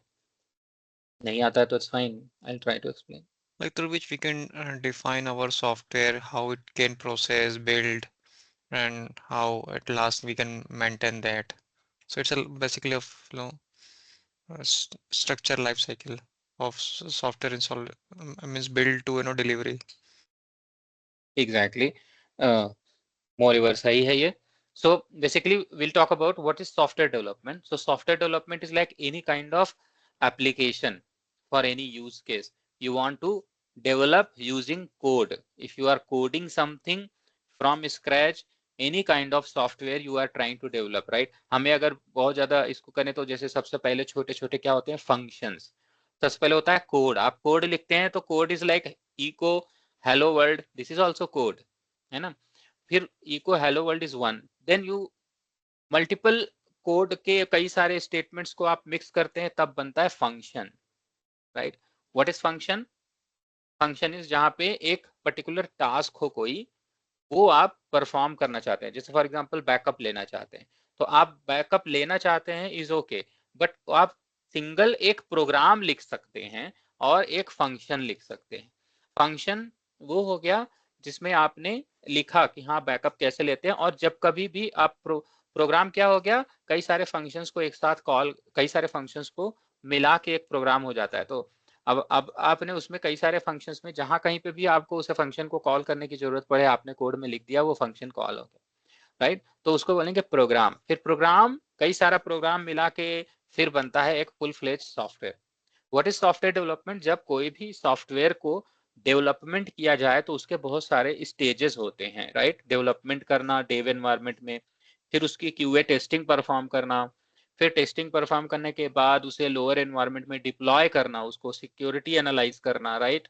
तो ये सारी चीजें जो स्टेप्स होती हैं वो सॉफ्टवेयर डेवलपमेंट में आती हैं। लेकिन सॉफ्टवेयर डेवलपमेंट क्या है? जब हम कोई सॉफ्टवेयर डेवलप करना चाहें किसी प्लेटफॉर्म के लिए, जब वो सॉफ्टवेयर, और सॉफ्टवेयर डेवलपमेंट लाइफ साइकिल क्या है, सॉफ्टवेयर डेवलपमेंट के दौरान जितने भी उसके लाइफ साइकिल फेजेस हैं, जैसे सॉफ्टवेयर के डेवलप करना, उसको टेस्ट करना, उसको प्रमोट करना, उसको डिप्लॉय करना, राइट, ये सारी चीजें जो हैं उनको हम बोलते हैं सॉफ्टवेयर डेवलपमेंट लाइफ साइकिल और सॉफ्टवेयर। तो डेवऑप्स क्या है? DevOps is basically A practice, a process. DevOps ऐसा नहीं कि डेवऑप्स कोई सॉफ्टवेयर है। DevOps is not a software. DevOps is a practice or it's a process. DevOps is a process.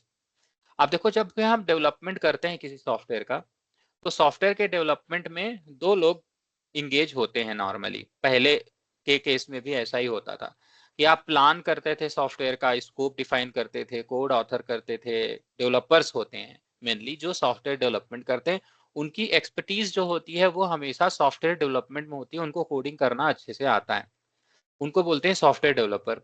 Software developer जो होते हैं वो सॉफ्टवेयर डेवलप तो कर लेते हैं, लेकिन उनके सॉफ्टवेयर डेवलप किए हुए सॉफ्टवेयर को, अब किसी ने अगर .NET में सॉफ्टवेयर लिखा, तो उस कोड लिखा है, तो उसके .NET के एप्लीकेशन को रन करने के लिए एक विंडोज मशीन चाहिए।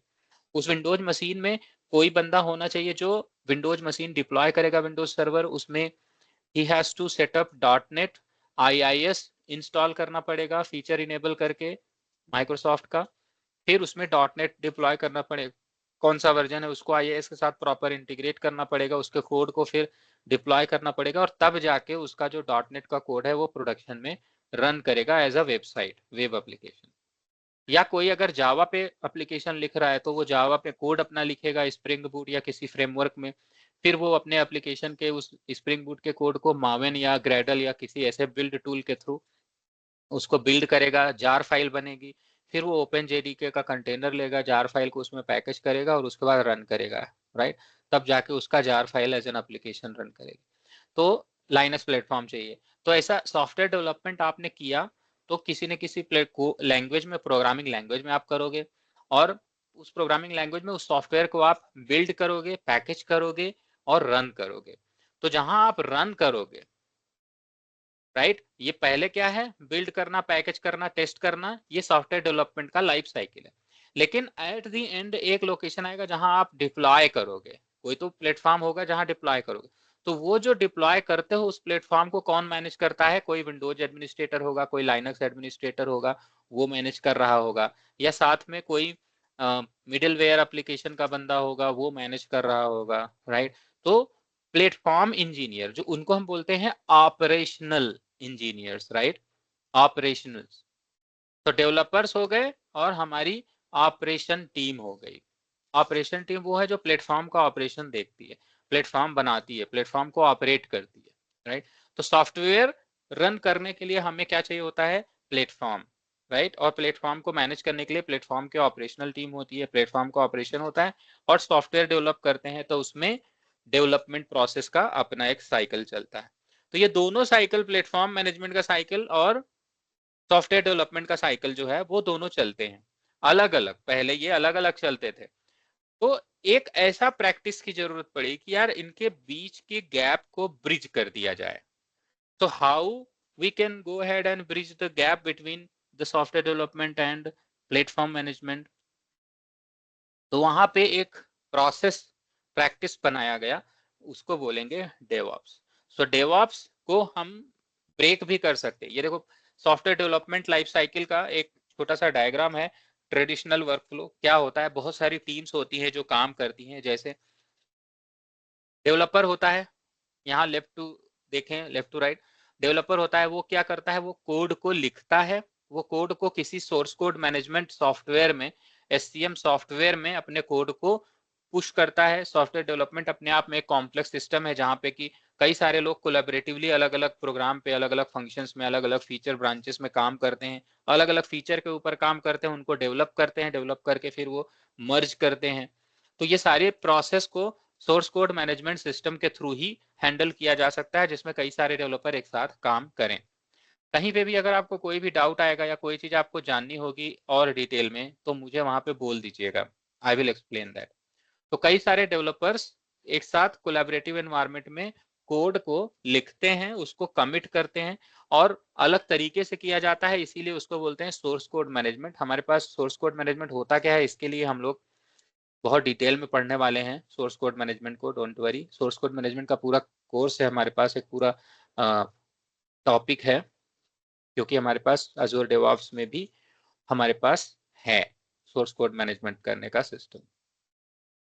तो वो अपना कोड जो है वो पूरा डालते हैं और SCM में या किसी शेयर्ड फोल्डर में, एंड वहां से फिर वो जो कोड होता है, राइट, वो एप्लीकेशन जो प्लेटफॉर्म होते हैं अलग अलग, जैसे QA का, क्वालिटी एश्योरेंस, QA टेस्टिंग का, राइट, प्लेटफॉर्म, फिर इंटीग्रेशन टेस्टिंग का, सिस्टम इंटीग्रेशन टेस्टिंग का प्लेटफॉर्म, उसके बाद प्रोडक्शन का प्लेटफॉर्म।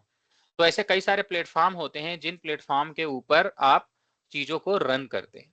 एक एनवायरमेंट, दो एनवायरमेंट, तीन एनवायरमेंट, चार एनवायरमेंट मान लो आपके पास है, लास्ट में है प्रोडक्शन। तो जो कोड इसने, डेवलपर ने जो कोड डेवलप किया है, वही कोड आपका पहले टेस्टिंग होता है, इंटीग्रेशन टेस्टिंग होता है, राइट, इन सबको होते हुए फिर यहाँ प्री प्रोडक्शन से लेके प्रोडक्शन में डिप्लॉयमेंट होता है। लेकिन इसमें बहुत सारे लोग चाहिए होते थे, ये ट्रेडिशनल वर्कफ्लो है, बहुत सारे लोग, डेवलपर तो चाहिए ही होता था, लेकिन डेवलपर के बाद हमें चाहिए होता था एक QA टेस्टर जो इनके कोड को टेस्ट करता था, और एक बंदा चाहिए होता था जो कि ऑपरेशन ऑप्स वाला बंदा है, जो प्लेटफॉर्म को मैनेज करता है, वो सोर्स कोड मैनेजमेंट सिस्टम को भी मैनेज करता है, वो इनको भी, प्लेटफॉर्म्स को भी मैनेज करता है, राइट, और वो डिप्लॉयमेंट जो है उसको भी मैनेज करता है लोअर एनवायरनमेंट में, डिप्लॉयमेंट्स को वो लोअर एनवायरनमेंट में। लोअर एनवायरनमेंट का मतलब होता है जो प्रोडक्शन से नीचे के एनवायरनमेंट्स हैं।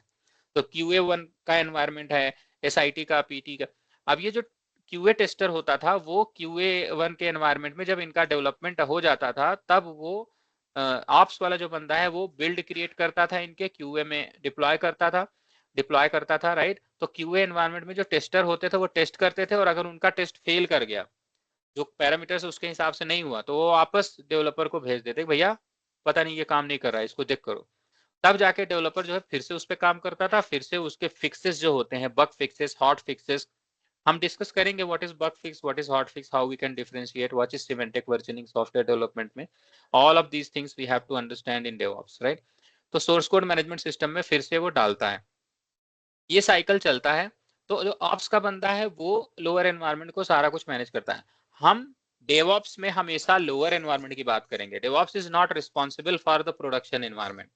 प्रोडक्शन एनवायरनमेंट में सारी चीजें जब टेस्ट वेस्ट हो जाती हैं उसके बाद जाती हैं, तब प्रोडक्शन सपोर्ट होता है जो डिप्लॉय करता है। हालांकि आज की डेट में डेवऑप्स ही प्रोडक्शन में भी डिप्लॉयमेंट करता है।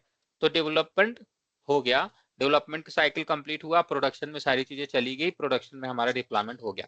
ये ट्रेडिशनल वर्कफ्लो है जिसमें बहुत सारे लोग चाहिए होते थे। इसी चीज को ऑटोमेट करके एक बंदा आया जिसको बोला डेवऑप्स। डेवऑप्स क्या कर रहा है, वो प्लेटफॉर्म भी सारे खुद ही मैनेज कर रहा है राइट, सारे प्लेटफॉर्म खुद ही मैनेज कर रहा है, और बिल्ड वगैरह भी वही कर रहा है, डिप्लॉयमेंट भी वही कर रहा है। तो जो काम पहले यहाँ ऑप्स का बंदा करता था कि वो क्रिएट करता था बिल्ड और डिप्लॉयमेंट अलग अलग राइट, और टेस्ट, इन तीनों प्रोसेस को मिला दिया गया और एक इंजीनियर बनाया गया, एक प्रोसेस, एक प्रैक्टिस बनाई गई डेवऑप्स, और उसमें बोला गया कि ये चीजें अलग अलग हम मैनुअल नहीं करेंगे, हम सारी चीजों को ऑटोमेट कर देंगे। और यहीं पे आता है मेनली कंटिन्यूअसली, कि आप कंटिन्यूअसली इंटीग्रेशन करते रहो, कंटिन्यूअसली टेस्ट करते रहो, कंटिन्यूअसली डिप्लॉय करते रहो राइट। तो CI, CT, CD सारा कुछ यहीं पे आ गया। तो यहीं से डेवऑप्स आया, और डेवऑप्स में अब ये सारी चीजें अपने आप ऐसे नहीं हो सकती, जहां कहीं पे भी ऑटोमेशन की बात आएगी तो कुछ टूल्स होंगे। तो डेवऑप्स में प्रैक्टिस में बहुत सारे टूल्स होते हैं, डेवऑप्स की प्रैक्टिस में बहुत सारे टूल्स होते हैं। अब जरा बात करते हैं थोड़ा सा हम लोग खुल के डेवऑप्स की बहुत सारे टूल्स की, कौन कौन से ऐसे टूल्स होते हैं जिनकी जरूरत पड़ती है। तो जैसे पहला जो टूल है उसमें जहां पे कोड मैनेज किया जाता है, चाहे वो डेवलपर मैनेज करे या डेवऑप्स पर्सन भी कोड को मैनेज करते हैं आजकल, एज अ कोड का कंसेप्ट है इसलिए, तो हमें एक SCM सॉफ्टवेयर चाहिए होता है।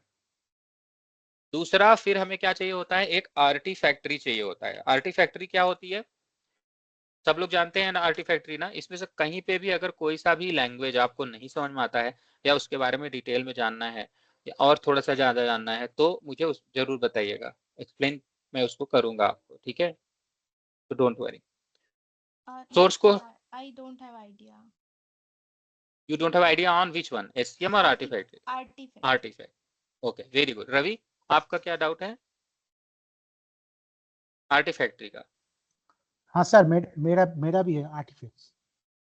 वेरी गुड, चलिए बात करते हैं थोड़ा सा आर्टिफैक्टरी की, हालांकि इसका आगे और डिटेल भी आएगा, अभी हाई लेवल थोड़ा सा समझ लेते हैं राइट। क्या होता है जब आप अपना कोड डेवलप करते हैं ना, तो जैसे मान लो आप जावा में कोड लिख रहे हो, तो अगर आप जावा में अपना कोड लिख रहे हो तो जावा में कोड लिखने के बाद जब आप उसे बिल्ड करोगे तो फाइनल आउटकम कोड का क्या होगा। जावा का कोड डायरेक्ट तो आप नहीं रन करते, जावा में जब आप कोड लिखते हो तो उसमें फाइनल आउटकम होता है जार फाइल या वार फाइल, करेक्ट, या तो जार फाइल या वार फाइल जावा का प्रोग्राम का आउटकम होगा राइट। जावा में आप लोगों ने थोड़ी बहुत जावा की अंडरस्टैंडिंग है हल्की फुल्की, हाउ जावा में काम कैसे होता है हल्की फुल्की राइट, कोई जिसको नहीं है बिल्कुल भी? नहीं है। ओके नहीं है सर। No problem. मान लो पाइथन में, किसी भी तो प्रोग्रामिंग लैंग्वेज की अंडरस्टैंडिंग होगी आपको राइट। तो आदर्श, पुनीत, किस में अंडरस्टैंडिंग है आपको, कोई भी लैंग्वेज? थोड़ा बहुत सी पढ़ी थी मैंने। थोड़ा बहुत सी पढ़ी। चलो मान लो सी की बात करते हैं। आप सी में कोड लिखते हो, लेकिन उस कोड को डायरेक्ट एग्जीक्यूट कर सकते हो क्या? No no right. तो जब आप कोड को करते क्या हो, आप कोड को, चाहे जावा हो, सेम कंसेप्ट है सबके लिए भाई लोग, ठीक है, सेम कंसेप्ट है। यू हैव कोड को आप क्या करते हो, कंपाइल करते हो, और जब आप उसको कंपाइल करोगे तो उसका एक आउटपुट बनेगा, exe फाइल बनती है सी में, C++।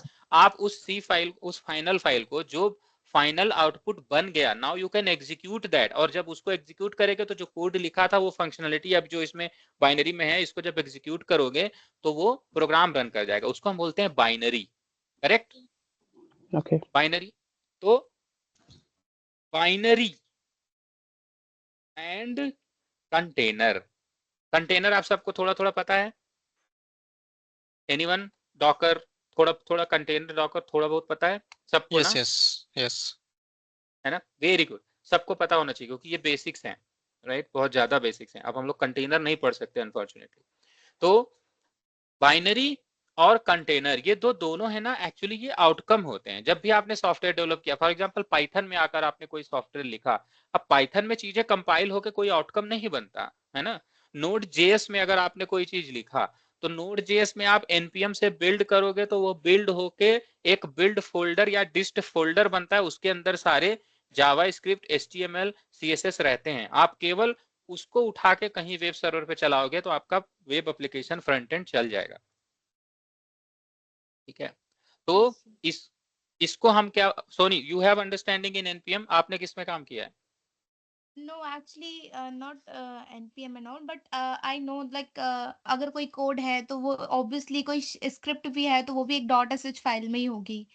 Very good, very good. So तो I जब got it. जब आप मान लीजिए कि जब आपके पास कोई स्क्रिप्ट है, एक एक देखो दो तरह के आर्टिफैक्ट्स होते हैं। पहला आर्टिफैक्ट, आर्टिफैक्टरी और आर्टिफैक्ट। आर्टिफैक्ट का मतलब क्या होता है? आर्टिफैक्ट का मतलब होता है evidence, outcome.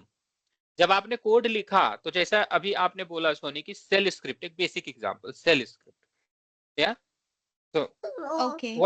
What is artifact? Artifact का मतलब होता है compiled version of your code, या तो फिर ऐसा कोड जो कंपाइल्ड नहीं बल्कि डायरेक्ट इंटरप्रेट होगा, राइट? ऐसा। तो जो आर्टिफैक्ट में जैसे एक .sh फाइल है या .py फाइल है, ये दोनों के साथ यही चीज है, दोनों ही स्क्रिप्टिंग है, right? Mostly, but Python is a proper programming language भाई। लेकिन sh फाइल अगर है तो आप sh फाइल को डायरेक्ट एग्जीक्यूट करते हो, py फाइल को डायरेक्ट एग्जीक्यूट करते हो। sh के फाइल के लिए आपके पास शेल होना जरूरी है, बैश या zsh या कोई भी। py फाइल के लिए पाइथन इंस्टॉल होना जरूरी है, राइट? तो और दूसरे टाइप के क्या होते हैं, दूसरे टाइप के आर्टिफैक्ट्स? दूसरे टाइप के आर्टिफैक्ट्स होते हैं जैसे जावा, जैसे जावा। अब जावा में क्या होता है कि प्रोग्राम हम लिखते हैं .जावा में, लेकिन उसको कंपाइल करते हैं, राइट? और सी प्लस प्लस।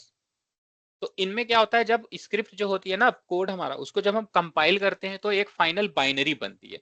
इसमें बनती है बाइनरी, बाइनरी इसमें बनती है। तो इस तरह के प्रोग्राम में जिसमें एक एग्जीक्यूटेबल बाइनरी बनती है, चाहे वो जार फाइल हो, एग्जाम्पल जार, वार, exe, ये जो बनती हैं, राइट? इनको हम बोलते हैं कि ये बाइनरी हैं, बाइनरी फाइल बनती हैं कंपाइल करने के बाद एज अ प्रोडक्ट। उन बाइनरी फाइल को, वो कंपाइल्ड प्रोग्राम होते हैं, उनको आप डायरेक्ट एग्जीक्यूट करोगे, आपको फंक्शन मिल जाएगा, तो कोड आपको जानने की जरूरत ही नहीं। लेकिन ऐसे प्रोग्राम जिसके केस में आपको कोड जानना जरूरी होता है, उनको आप बाइनरी नहीं बोलते हो, वो होती है नॉन बाइनरी। लेकिन हमें नॉन बाइनरी को भी एग्जीक्यूट तो करना ही होता है, जैसे पाइथन हो गया या नोड जेएस हो गया, रिएक्ट जेएस, राइट? तो उनको हम क्या करते हैं, हम उनको भी पैकेज करके एक बाइनरी बना देते हैं, उसको हम बोलते हैं कंटेनर इमेज, राइट? पाइथन लिखा, पाइथन को आप एक कंटेनर में, डॉकर कंटेनर में आपने पैकेज कर दिया, एक कंटेनर की इमेज बन गई। अब वो जो इमेज आपकी बन,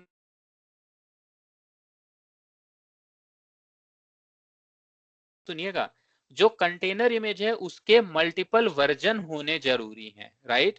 आर्टिफैक्ट कोई भी हो, आर्टिफैक्ट का वर्जन होना जरूरी है। जैसे कोड का वर्जन होना जरूरी है, कोड जो आप कोड लिख रहे हैं उसमें आपने कितने पुश किए, कमिट किए, उसका जैसे वर्जन होना जरूरी होता है, वैसे ही आर्टिफैक्ट का भी वर्जन होना जरूरी होता है। तो कोड में जैसे होते हैं कमिट आईडी, एक एक कमिट के अलग अलग वर्जन बनते हैं, right, source code management system में, वैसे ही आर्टिफैक्ट में भी वर्जन होना चाहिए। तो जार फाइल जो होते हैं उसके स्नैपशॉट वर्जन बनते हैं, रिलीज वर्जन बनते हैं। जावा के बारे में थोड़ा सा हम लोग जावा का बिल्ड पढ़ेंगे, क्योंकि जावा बहुत ही स्टैंडर्ड है एंटरप्राइज में। डेवऑप्स में आपको मावेन के बारे में, जावा के बारे में और जावा से रिलेटेड पाइपलाइन के बारे में, फिर नोड जेएस के बारे में, उनकी पाइपलाइन के बारे में जानना बहुत जरूरी है, साथ ही पाइथन के बारे में, राइट। तो तीनों ये जो है इंडस्ट्री में लीडिंग है, इनके बारे में जानना बहुत जरूरी है। तो वर्जन होना चाहिए कोड भी, कोड का तो वर्जनिंग होती ही है गिट के थ्रू, लेकिन आर्टिफैक्ट जो होते हैं जो कोड को कंपाइल करने के बाद बनते हैं, राइट, उनका भी वर्जन कंट्रोल होना जरूरी है। तो जो बाइनरी होती हैं उनका भी वर्जन होता है, और जो कंटेनर इमेज होती है भाई लोग, इनका भी वर्जन होता है, जिनको हम कंटेनर टैग बोलते हैं, इनका भी वर्जन होता है। तो इनको, जैसे कोड है, कोड का वर्जन हुआ, तो कोड के वर्जन को हम लोग कहां स्टोर करते हैं? गिट में, गिटहब, गिटलैब, बिटबकेट, गिट्टी, राइट, बहुत सारे ऐसे हैं, है ना, बहुत सारे प्लेटफॉर्म है जहां पे हम कोड को स्टोर करते हैं। तो हमें ऐसा लोकेशन चाहिए जहां पे वर्जन्ड कोड को हम लोग स्टोर कर सकें, ताकि कई सारे लोग, और स्टोर क्यों करते हैं? ताकि सेंट्रलाइज लोकेशन हो जहां से कई सारे डेवलपर्स काम कर सकें एक साथ, है ना। और कभी भी एक कोड का वर्जन डिप्लॉय कर सकें और उसमें कोड को एक कंडीशन पे लॉक कर देना, ताकि वहां तक की प्रोग्रेस को लॉक कर दिया, अब कभी भी उसके बाद का प्रोग्रेस फिर मेरा डेल्टा होगा, राइट। तो उसको हम बोलते हैं वर्जन। अब वो वर्जन वाली चीजों को, सोर्स कोड को हम गिट में स्टोर करते हैं। तो वैसे ही भाई लोग, ये जो बाइनरीज होती हैं, चाहे वो नॉन बाइनरी हो यानी कंटेनर इमेज हो, या वो बाइनरी इमेज हो यानी जार फाइल हो, वार फाइल हो, व्हील पैकेज हो, नोड जेएस के पैकेज हो, इन सभी को हम लोग कहां पे स्टोर करते हैं? इन सभी को भी वर्जन कंट्रोल करते हैं, और इनको स्टोर करने के लिए एक जगह की जरूरत होती है, और उसी जगह को हम लोग बोलते हैं आर्टिफैक्ट्री। यानी जो कंपाइल्ड किए हुए EXE, जार, वार ये सब हैं, या कंटेनर इमेज है, राइट, कंटेनराइज्ड इमेज, ये सारे ही क्या है? आर्टिफैक्ट्स हैं। और इन आर्टिफैक्ट्स को, where we store those artifacts, we called that location as artifactory. Artifactory is a location where binary and container images can be stored. ठीक, तो ऐसे में ये भी क्या है? इसका मतलब ये कोई सॉफ्टवेयर होगा तभी तो हम स्टोर कर पाएंगे। तो पहला जो डेवऑप्स का सेक्शन है सॉफ्टवेयर डेवलपमेंट लाइफ साइकिल में, कितने तरह की चीजों की जरूरत पड़ती है? तो एक तो है सोर्स कोड मैनेजमेंट सिस्टम, दूसरा है आर्टिफैक्ट्री, कि आपके पास, आपने पहले सोर्स कोड किया जब, तब फिर बाइनरी बनाया, उसको आपने स्टोर कर दिया वर्जन कंट्रोल करके, वो आर्टिफैक्ट्री में जाके स्टोर हो गई। अब आप उस आर्टिफैक्ट्री से उस कोड को लेके फिर करते हैं क्या? बिल्ड। तो फिर उसके बाद आपका तीसरा स्टेप आता है क्या? बिल्ड। अब बिल्ड आप बाइनरी को लेके कंटेनर इमेज में कर सकते हो, या कोड को डायरेक्ट सोर्स कोड से लेके कंटेनर इमेज में बिल्ड कर सकते हो, राइट। बट आप बिल्ड करते हो। बिल्ड में आप जावा को भी डायरेक्ट बिल्ड कर, मतलब बाइनरी बिल्ड करना, या बाइनरी को कंटेनर में बिल्ड करना, या सोर्स को कंटेनर में बिल्ड करना। बिल्ड इज अ प्रोसेस जहां पे हम कोड को बिल्ड करके कुछ ले आते हैं, राइट, वो। फिर चौथा होता है डिप्लॉयमेंट। इन बिटवीन भी बहुत सारी चीजें होती हैं, बट ये होता है डिप्लॉयमेंट, ठीक है। डिप्लॉयमेंट, और इसके भी पहले हम लोग क्या एक चीज कर सकते हैं? टेस्ट। तो आपका कोड जो है वो लिखा गया, उसको टेस्ट भी करना होता है, तो उसको हम टेस्ट बोल सकते हैं, राइट। तो डिप्लॉयमेंट जो होता है, ये एक प्रोसेस है जिससे हम किसी अपने कोड को, अपनी बाइनरी को या कंटेनर इमेज को हम किसी प्लेटफॉर्म पे डिप्लॉय करेंगे, जो भी प्रॉपर प्लेटफॉर्म है वहां पे डिप्लॉय करेंगे। तो इस पूरे प्रोसेस को, अब यहाँ पे आइए हम लोग जरा देखते हैं। एक चीज इसके पहले जो होती है वो होती है प्लानिंग। तो प्लानिंग भी होती है ना, कोई भी कोड आप सॉफ्टवेयर डेवलपमेंट का स्टार्ट करेंगे तो पहले प्लानिंग भी तो करेंगे। तो देखो, प्लानिंग के लिए हम अजाइल में काम करते हैं। आई विल टेल यू कि अजाइल और वाटरफॉल क्या होता है आगे। एजाइल में काम करते हैं, और एजाइल में अगर हम काम करते हैं तो हमें प्लानिंग की जरूरत पड़ती है। आप लोग जानते हैं पीआई प्लानिंग। आप में से कितने लोग एजाइल प्रैक्टिशनर हैं? कितने लोग एजाइल में काम करते हैं? या कोई नहीं करता है एजाइल में? ऐसा कोई है क्या? एनीवन? हाँ, रवि? मुझे आइडिया नहीं है। ओके, पुनीत आपको भी आइडिया नहीं? मेरे को भी आइडिया नहीं है सर। ओके, एजाइल का, राइट? ठीक है, नो प्रॉब्लम, हम लोग समझेंगे उसको। तो प्लानिंग जो होती है भाई लोग, किसी ये एक्चुअली एजाइल आगे बताऊंगा मैं कि सॉफ्टवेयर डेवलपमेंट को ट्रैक करने के लिए, उसकी प्रोग्रेस को ट्रैक करने के लिए जो प्रोसेस होता है उसको हम एजाइल बोलते हैं। आपको इसके बारे में डिटेल अभी पता चलेगा। तो प्लानिंग हम लोग करते हैं एजाइल मेथड की या वाटरफॉल मेथड की, उसके लिए भी हमें सॉफ्टवेयर या टूल चाहिए होता है। अब ये सारे हो गए आपको 6 process major software development life cycle के। अब इसी सॉफ्टवेयर डेवलपमेंट लाइफ साइकिल के लिए हमें हर एक प्रोसेस के लिए अलग अलग टूल चाहिए। बहुत फोकस्ड होके यहाँ पे ध्यान दीजिएगा और कोई भी क्वेश्चन हो तो पूछिएगा।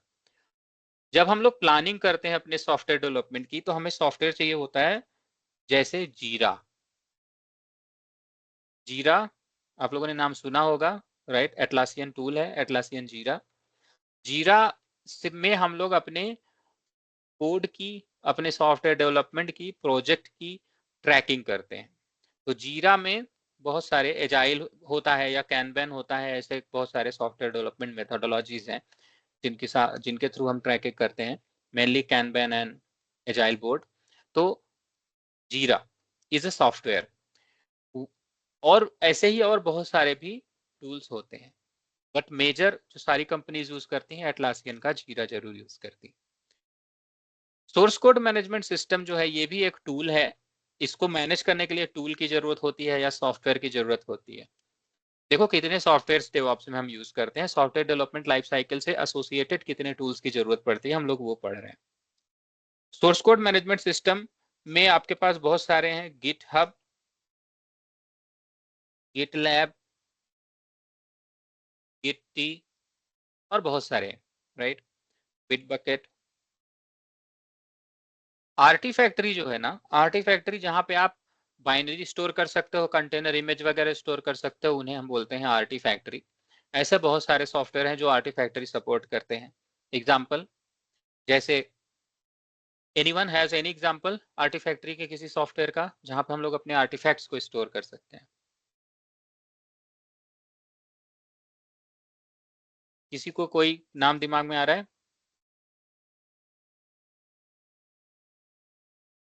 S3? नहीं, S3 तो स्टोरेज हो गया। जेफ्रॉग आर्टिफैक्टरी नाम सुना है आप लोगों ने? सोनाटाइप नेक्सस, ये दो जी। तो जेफ्रॉग ज्यादा मतलब वाइडली यूज होता है, वाइडली यूज फेमस होता है, फेमस है इंटरप्राइज में। सोनाटाइप नेक्सस ये भी है। तो इसके अलावा और भी बहुत सारे हैं, जैसे कंटेनर स्टोर जो हम करते हैं उसके लिए भी बहुत सारे टूल्स होते हैं कंटेनर को स्टोर करने के लिए। इन दोनों में भी कंटेनर स्टोर हो जाते हैं, container images by the way. But उसके अलावा जैसे हार्बर, VMware का हार्बर सॉफ्टवेयर आता है। मैं अभी ऐसे सारे सॉफ्टवेयर आपको बता रहा हूँ जिनको आप खुद डिप्लॉय कर सकते हो, इंस्टॉल कर सकते हो और फिर इनका इस्तेमाल कर सकते हो अपने आर्टिफैक्ट्स को स्टोर करने के लिए। जेफ्रॉग आर्टिफैक्टरी, सोनाटाइप, VMware हार्बर।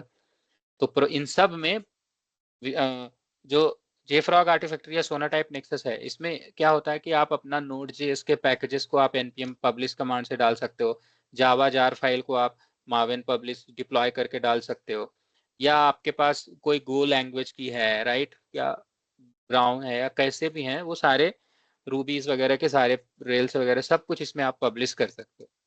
वर्जन कंट्रोल यानी क्या, वही आर्टिफैक्ट जो मैंने बताया, वो आर्टिफैक्ट्स को आप पब्लिश कर सकते हो इस तरह के सॉफ्टवेयर्स में। जैसे गिट के लिए आपके पास सॉफ्टवेयर है कोड को पब्लिश करने के लिए, कोड को स्टोर करने के लिए, सेंट्रलाइज वर्जन कंट्रोल, उसके लिए गिटहब, गिटलैब, गिट्टी, बिटबकेट है। वैसे ही आर्टिफैक्टरी सॉफ्टवेयर होते हैं जो आर्टिफैक्ट्स को स्टोर करते हैं, और आर्टिफैक्टरी सॉफ्टवेयर्स में जेफ्रॉग आर्टिफैक्टरी, सोनाटाइप नेक्सस, VMware हार्बर और बहुत सारे टूल्स होते हैं। उसके बाद आता है फिर बिल्ड। बिल्ड, टेस्ट और डिप्लॉयमेंट, ये तीन के तीनों चीजें एक टूल स्टैक से मैनेज हो सकती हैं। हालांकि टेस्टिंग के लिए बहुत क्यूए टेस्टिंग के लिए और सॉफ्टवेयर आते हैं लाइक सेलेनियम, राइट। टेस्टिंग में मैं आगे बताऊंगा कितने तरह की टेस्टिंग होती है। डेवऑप्स में टेस्टिंग भी एक बहुत वाइड, अभी मैं हाई लेवल बता रहा हूँ, अभी इन्हीं सब के ऊपर हम बहुत डिटेल में जाएंगे आगे के चैप्टर में, ठीक है। अभी मैं बता रहा हूँ कि आपको एसडीएलसी क्या होती है और डेवऑप्स प्रैक्टिसेस में हम किन के बारे में डिटेल में पढ़ते हैं, क्या जानते हैं। तो टेस्टिंग जो होती है वो फंक्शनल, नॉन फंक्शनल, दो तरह की टेस्टिंग होती है, functional and non functional testing. ये भी क्या होती है, इनके बारे में बहुत डिटेल में हम लोग पढ़ेंगे। तो जो फंक्शनल टेस्टिंग होती है ये होती है जैसे सेलेनियम। सेलेनियम एक टूल है, राइट। कुकम्बर फ्रेमवर्क के थ्रू सेलेनियम में फंक्शनल टेस्टिंग किया जाता है। वैसे ही नॉन फंक्शनल टेस्टिंग जो होती है जैसे जे यूनिट, जावा का यूनिट टेस्ट किस केसेस लिखे जाते हैं, इंटीग्रेशन टेस्ट दोनों ही जे यूनिट में लिखे जाते हैं, राइट। तो ये हो गया जे यूनिट हो गया नॉन फंक्शनल टेस्ट। इसके अलावा परफॉर्मेंस टेस्टिंग भी होती है, एप्लीकेशन मेरा कैसा परफॉर्म कर रहा है उसके लिए परफॉर्मेंस टेस्टर भी होती है जैसे जे मीटर, ठीक है। और लोड टेस्टिंग भी होती है कि आपने सॉफ्टवेयर को बना लिया, देखो सॉफ्टवेयर ऐसा नहीं है कि बन गया तो बस सीधा जाके डिप्लॉय कर दो। प्रोडक्शन में जाने के पहले आपका software properly developed, version control, auditable, properly tested होना चाहिए। और टेस्टिंग में बहुत सारी चीजें होती है, functional testing, non functional testing, performance testing, load testing, stress testing. तो लोड की टेस्टिंग भी हम लोग अपने सॉफ्टवेयर पे जिसको हम डेवलप करते हैं उसको करते हैं, राइट।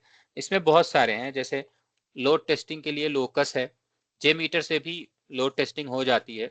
लोकस काफी अच्छा सॉफ्टवेयर है जिससे आप जीयूआई में, वेब में आराम से लोड के दे के उसके ऊपर टेस्टिंग कर सकते हैं, राइट। तो टेस्टिंग होता है, फिर डिप्लॉयमेंट और बिल्ड, इन दोनों के लिए जो सॉफ्टवेयर होते हैं उनको हम बेसिकली CI/CD बोलते हैं, CI/CD सॉफ्टवेयर। ये CI/CD is a backbone of DevOps process. रीढ़ की हड्डी जैसे इंसान को चलने के लिए जरूरी होती है, वैसे ही जब कभी भी डेवऑप्स का नाम लिया जाता है तो CI/CD जरूर होता है। और CI/CD एक प्रोसेस है जिसमें कंटिन्यूअसली आप कोड लिख रहे हैं, आपका ऑटोमेटिकली इंटीग्रेशन हो रहा है, बिल्ड हो रहा है, ऑटोमेटिकली डिप्लॉय हो रहा है, और ये टेस्टिंग वेस्टिंग सब कुछ साथ में चलता चल रहा है, आर्टिफैक्टरी सब कुछ। तो वन क्लिक आपने किया, टक टक टक टक टक टक सारी चीजें चलती चली जा रही। इसी को बोलते हैं CI/CD पाइपलाइन। जैसे पाइपलाइन का मतलब क्या होता है, पाइपलाइन वर्ड बना इसी से है कि एक पाइप है, पानी आपने इधर से डाला, वो धीरे धीरे इधर से होकर इधर निकल ही जाएगा, उसको बोलते हैं पाइपलाइन। मतलब प्रोसेस आपने इनिशिएट किया एक जगह से, उसके बाद फाइनल आउटकम एक जगह से निकल गया, तो इसको बोलते हैं पाइपलाइन। तो CI/CD is a tool, CI/CD is a process. लेकिन CI/CD करते कहाँ है, उसके लिए सॉफ्टवेयर की जरूरत पड़ती है। तो CI/CD के लिए दुनिया में बहुत सॉफ्टवेयर हैं ऑनेस्टली। सबसे पहले जो आप लोगों ने अभी नाम दिया जेनकिंस, आप में से 2-3 लोगों ने जेनकिंस पे काम किया है। जेनकिंस एक सॉफ्टवेयर है जिसमें CI/CD कर सकते हैं। ये प्रोसेस कि आप सोर्स कोड मैनेजमेंट लीजिए, फिर कोड को लेके आर्टिफैक्टरी बिल्ड कीजिए, फिर पब्लिश कीजिए, फिर ये सारा काम हम लोग CI/CD सॉफ्टवेयर में कर सकते हैं। तो CI/CD सॉफ्टवेयर में हमें जरूरत पड़ती है जैसे जेनकिंस हो गया, सर्कल CI हो गया, राइट, बैम्बू हो गया, राइट, टीम सिटी हो गया, राइट, गिटलैब CI हो गया, गिटहब एक्शंस हो गया, राइट। ऐसे बहुत सारे सॉफ्टवेयर्स हैं, यानी CI/CD आप बहुत सारे सॉफ्टवेयर से कर सकते हो। इनमें से ज्यादातर सारे सॉफ्टवेयर्स अपने पास आप इंस्टॉल कर सकते हो और फिर इसको रन कर सकते हो। तो CI/CD सॉफ्टवेयर जो होते हैं ये नॉर्मली दो तरह के होते हैं, होस्टेड और SaaS। बताने की जरूरत नहीं है, होस्टेड वो सॉफ्टवेयर है जिनको आप अपने यहाँ इंस्टॉल कर सकते हो। SaaS वो सॉफ्टवेयर होते हैं जो ऑलरेडी इंस्टॉल्ड है, मैनेज्ड है, आप उनमें जाके अपना अकाउंट बना के यूज कर सकते हैं। तो ऐसे बहुत सारे सॉफ्टवेयर्स होते हैं, ठीक है। अब यहाँ तक सो फार सो गुड। किसी को भी इसमें से किसी भी चीज को समझने में दिक्कत आई हो या आपको उसके बारे में और समझना है या जानना है, हाई लेवल अंडरस्टैंडिंग है। एक एक करके सारे कंपोनेंट पे हम लोग धीरे धीरे जाएंगे और डिटेल में पढ़ेंगे, यही हमें पूरा कवर करना है। तो सर पहले अपन डिप्लॉयमेंट एक एक करके करेंगे, लाइक SCM, आर्टिफैक्ट, बिल्ड, फिर उसको हाँ सेकंड स्टेप में वन शॉट में करेंगे। ये प्रैक्टिस फॉलो करेंगे आगे अपन, हाँ, हम या लोग पहले स्टार्टिंग से? स्टार्टिंग में सबसे पहले हम लोग चलेंगे अजाइल प्लानिंग में। सॉफ्टवेयर की प्लानिंग कैसे होती है, डेवऑप्स का पूरा प्रोसेस हम लोग शुरू से लास्ट तक पढ़ेंगे। तो पहले हम लोग पढ़ेंगे एजाइल प्लानिंग कैसे करेंगे, एजाइल होती क्या है, वाटरफॉल मेथोडोलॉजी, दोनों में डिफरेंस क्या है, फिर एजाइल क्यों अडॉप्ट करना चाहिए, और एजाइल से ही डेवऑप्स आता है, तो क्यों आता है?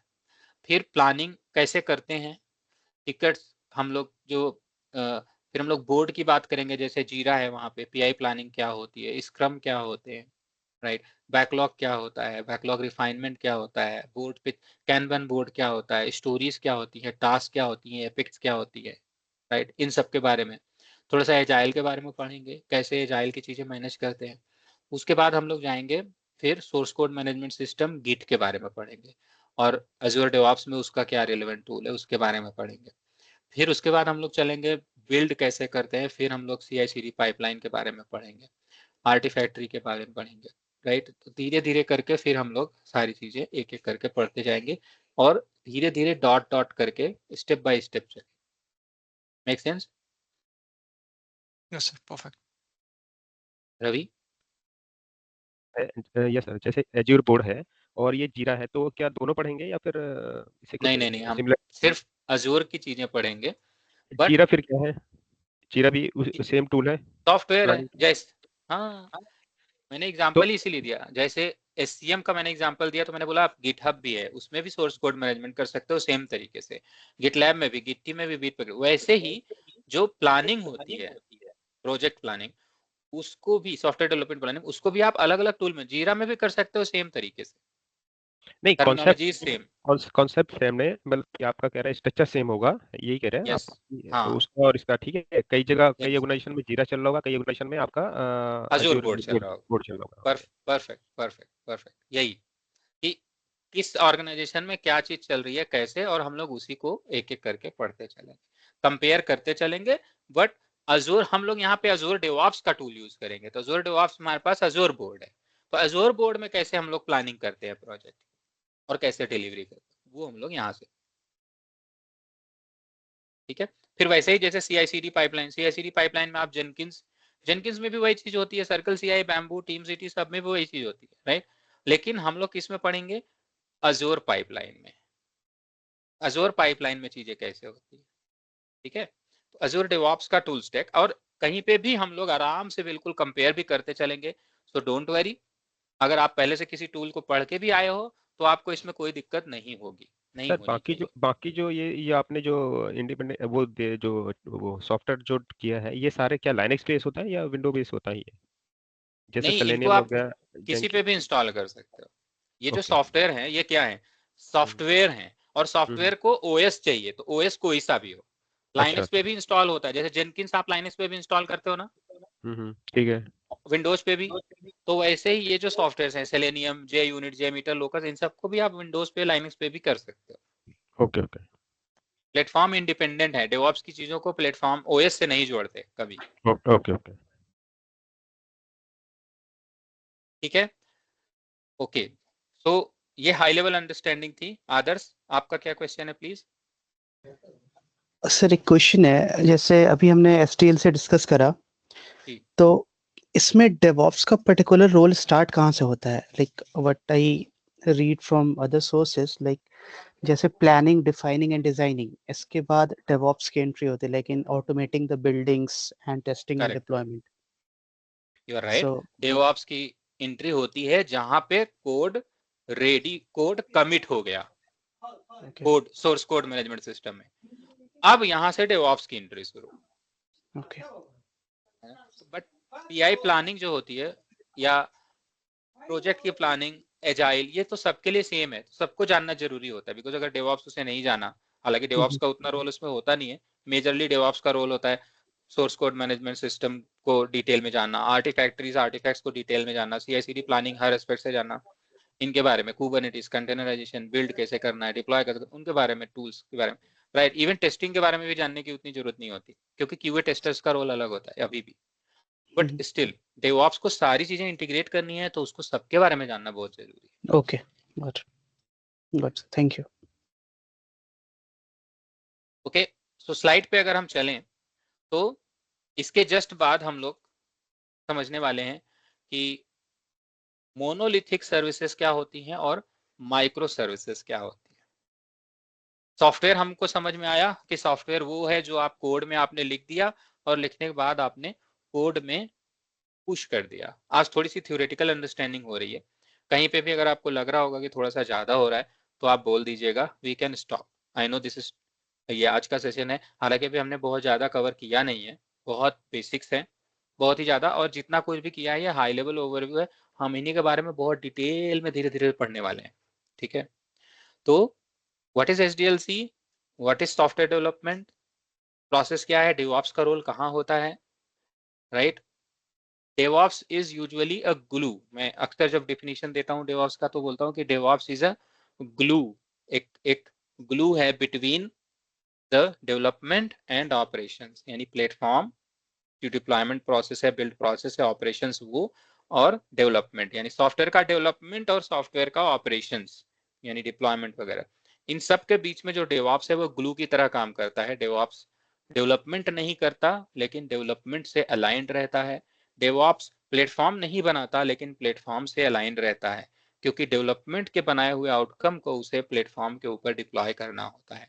इन बिटवीन सारी चीजों का जो ऑटोमेशन होता है वो डेवऑप्स करता है। इसीलिए जब कभी भी आप डेवऑप्स का प्रोफाइल देखेंगे तो उसमें बहुत सारे टूल्स की जानकारी मांगी जाती है। आपको ये आना चाहिए, आपको ये आना चाहिए, ये आना चाहिए, ये आना चाहिए, तो लगता है कि यार बाकी लोगों के लिए तो एक एक टूल, दो टूल जान लिया, अब जावा डेवलपर को केवल जावा जानने की जरूरत है, राइट। हो सकता है आजकल क्योंकि फुल स्टैक डेवलपमेंट का है, राइट, तो फ्रंट एंड और बैक एंड दोनों जानने की जरूरत हो सकती है। थोड़ा सा हम लोग सॉफ्टवेयर के बारे में भी समझेंगे, क्योंकि एज ए डेवऑप्स हमें ये भी जानना जरूरी है कि सॉफ्टवेयर होता क्या है, फ्रंट एंड क्या होता है, बैक एंड क्या होता है, API क्या होता है, राइट। इन सब के बारे में अंडरस्टैंडिंग होनी जरूरी है ताकि हम सॉफ्टवेयर के कंपोनेंट्स को प्रॉपरली अपने सॉफ्टवेयर के साथ अलाइन, अपने डिप्लॉयमेंट प्रोसेस के साथ, बिल्ड प्रोसेस के साथ अलाइंड कर सकें। ओके, सो फार सो गुड। Yes sir. ठीक है, तो अब हम लोग थोड़ा सा बात करते हैं what is monolithic and what is micro service. Anybody can explain me, किसी को पहले से पता है मोनोलिथ और माइक्रो सर्विस के बारे में?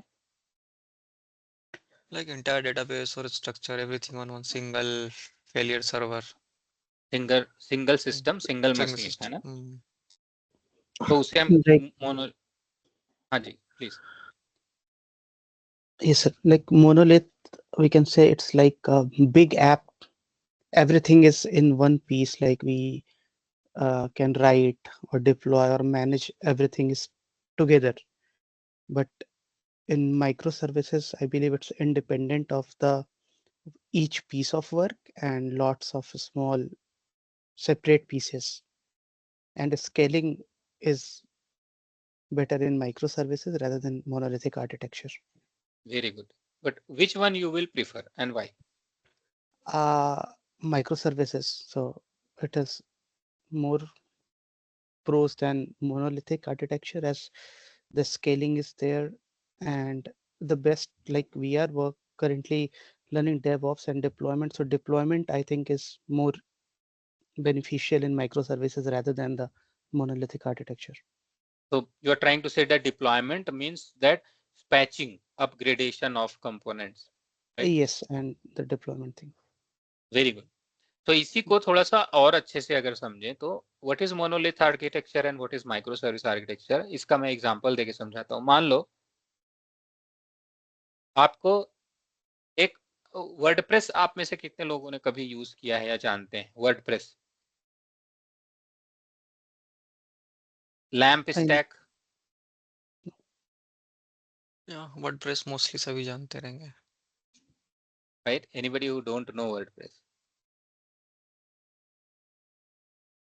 आई थिंक सभी लोग जानते होंगे, बहुत पॉपुलर प्लेटफॉर्म है, नॉर्मल अपना खुद का ब्लॉग या कुछ बनाना है तो उसके लिए। देखो वर्डप्रेस ना PHP की सर्विस है, PHP में लिखा हुआ एक कंटेंट मैनेजमेंट सिस्टम है। वर्डप्रेस को नॉर्मली इंस्टॉल करने के लिए आपको 3 चीजें चाहिए होती है। लाइनक्स ऑपरेटिंग सिस्टम चाहिए, दैट इज फॉर श्योर, लेकिन विंडोज पे भी इंस्टॉल हो सकता है तो ऐसी कोई बड़ी बात नहीं है, I am not taking that name. एक आपको चाहिए अपाचे या nginx as a web server, web server चाहिए आपको, वेब सर्वर के ऊपर चलेगा। वेब सर्वर के साथ में कंपाइल करने के लिए, क्योंकि PHP प्रोग्रामिंग लैंग्वेज में लिखा होता है सब कुछ, तो कंपाइल करने के लिए PHP प्रोसेस चाहिए, PHP चाहिए। और PHP को जो वेब सर्वर है अपाचे एनजीनिक्स, जब उसको कनेक्ट करता है तो वो टीसीपी सॉकेट पे कनेक्ट करता है पोर्ट 9000 पे। एक प्रोसेस होता है पीएचपी में जो वेब सर्वर को कनेक्ट करने के लिए यूज किया जाता है, उसको बोलते हैं फास्ट सीजीआई या FPM, right, fast process management, FPM, PHP FPM. PHP FPM जो है वो पोर्ट के ऊपर सर्विस चलती है, जो अपाचे होता है उसके अंदर कॉन्फ़िगरेशन करके हम उस पोर्ट से पीएचपी को कनेक्ट कर सकते हैं। तो और कोड जो होता है पीएचपी का उसको हम डिप्लॉय करते हैं वेब सर्वर का जो डॉक्यूमेंट रूट होता है उसमें। वेब सर्वर नॉर्मली आप सब में ने कभी न कभी कोई न कोई वेबसाइट चलाई होगी, राइट? कोई ऐसा है जिसने कभी कोई वेबसाइट रन ही ना किया हो, इनफैक्ट एचटीएमएल की वेबसाइट भी ना रन की हो? कोई ऐसा है जिसको पता ही नहीं है वेबसाइट होती क्या है? कोई नहीं है, वेरी गुड, बहुत बढ़िया। ये बेसिक प्री रिक्विजिट्स है कि आपको थोड़ा सा एप्लीकेशन और सॉफ्टवेयर के बारे में बेसिक अंडरस्टैंडिंग होनी जरूरी है। तो अभी देखो क्या है कि जैसे ये स्ट्रक्चर आप देखो, तो आपके पास एक डेटाबेस होगा MySQL, जैसे पीएचपी का एग्जांपल दे रहा था तो उसमें MySQL, पीएचपी, राइट, और वेब सर्वर यानी अपाचे, 3 कंपोनेंट हैं। तो यानी डेटाबेस, वेब सर्वर और जो उसका पीएचपी प्रोसेस है, वो 3 कंपोनेंट। अगर 3 के तीनों कंपोनेंट आपने एक ही वर्चुअल मशीन के अंदर इंस्टॉल किया है या एक ही सर्वर के अंदर रन कर रहे हैं, तो इसको हम बोलेंगे, ये आर्किटेक्चर जो है, आर्किटेक्चर का मतलब होता है डिजाइन, ये जो है ये मोनोलिथ आर्किटेक्चर है। मोनोलिथ मतलब मोनो मतलब एक ही में, लिथ मतलब जुड़े हुए हों, एक ही में अगर सब जुड़े हुए हैं तो। अब देखो इससे डीमेरिट्स क्या हैं। डीमेरिट्स ये हैं कि कल को अगर आपको केवल डाटाबेस सर्वर के पैचिंग करनी पड़े या केवल पीएचपी प्रोसेस की पैचिंग, सिक्योरिटी पैचिंग करनी पड़े, तो पूरा सर्वर डाउन करना पड़ेगा। अगर ऑपरेटिंग सिस्टम की पैचिंग करनी पड़े तब भी आपको पूरे सर्वर के ऊपर इंपैक्ट होगा। यानी हर एक कंपोनेंट इंपैक्टेड होता है, काम चाहे जिस पे करो, यानी इस पे डाउन टाइम बढ़ता है, पहली चीज। दूसरा, अगर आपको इसे स्केल करना है, स्केलिंग 2 तरह की होती है normally, right? Everyone knows it ना? Yes sir. yes sir. Horizontal vertical. Horizontal vertical. अब मान लो आपका वेब सर्वर, डाटा बेस दोनों एक ही में है। वेब सर्वर और डाटाबेस, बहुत ध्यान से समझना, मैं केवल 2 कंपोनेंट को लेके आपको चैलेंज बताऊंगा मोनोलिथ में क्या होता है। वेब सर्वर और डाटाबेस दोनों एक ही मशीन में चल रहा है, ठीक है? इसमें वर्टिकल स्केलिंग तो पॉसिबल है, जब सीपीयू और मेमोरी ज्यादा आपको जरूरत हो तो आप इसको ऐसे स्केल कर सकते हो, सीपीयू मेमोरी बढ़ाते जा सकते हो, राइट? लेकिन हॉरिजेंटल स्केलिंग यानी अगर एक मशीन है उसकी जगह पे आपने 2 लगा दी, 3 लगा दी, ताकि लोड शेयर हो जाए, ये चीज पॉसिबल नहीं होता, बहुत डिफिकल्ट है। क्यों? वेब सर्वर तो मान लो ठीक है चलो, लेकिन डाटाबेस इस पे भी इंस्टॉल, इस पे भी, तब तो बड़ी प्रॉब्लम हो गई है ना, क्योंकि डाटाबेस जो है अब ये रेप्लिकेट कैसे करेगा, प्रॉब्लम है। क्योंकि नॉर्मली जब भी हम वर्टिकल स्केलिंग करते हैं तब तो कोई चैलेंज नहीं आता, लेकिन जब हॉरिजेंटल स्केलिंग करते हैं तो हमें एक लोड बैलेंसर की जरूरत पड़ती है, राइट? अगर किसी को भी इस आर्किटेक्चर को समझने में भी किसी भी तरह की दिक्कत महसूस होगी तो मुझे पूछिएगा कि सर ये चीज कहाँ से हुआ, कैसे हुआ और क्यों। तो अगर आपके पास कोई यूजर है,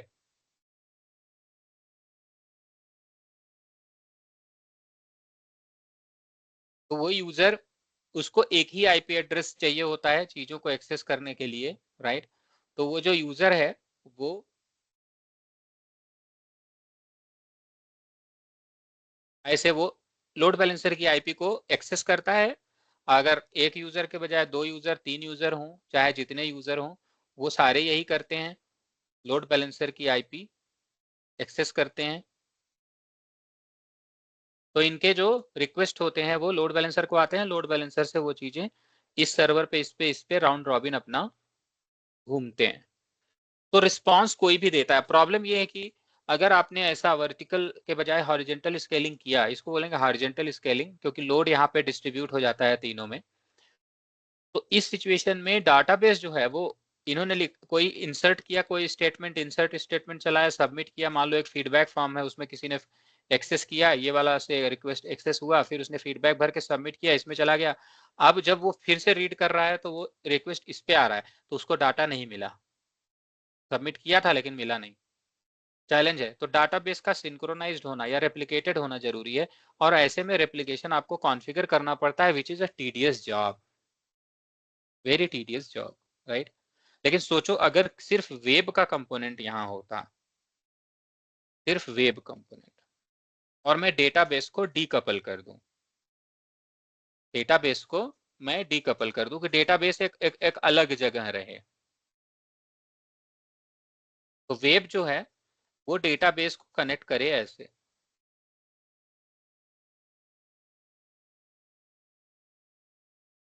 ठीक है, सारे ही इसी डेटाबेस को कनेक्ट करें, तो ऐसे में डीकपल हो गया। अब ये स्केलिंग पॉसिबल है आराम से, कल को मैं एक चौथा भी लगाऊं तो कोई टेंशन तो है नहीं मुझे, क्या बोलते हो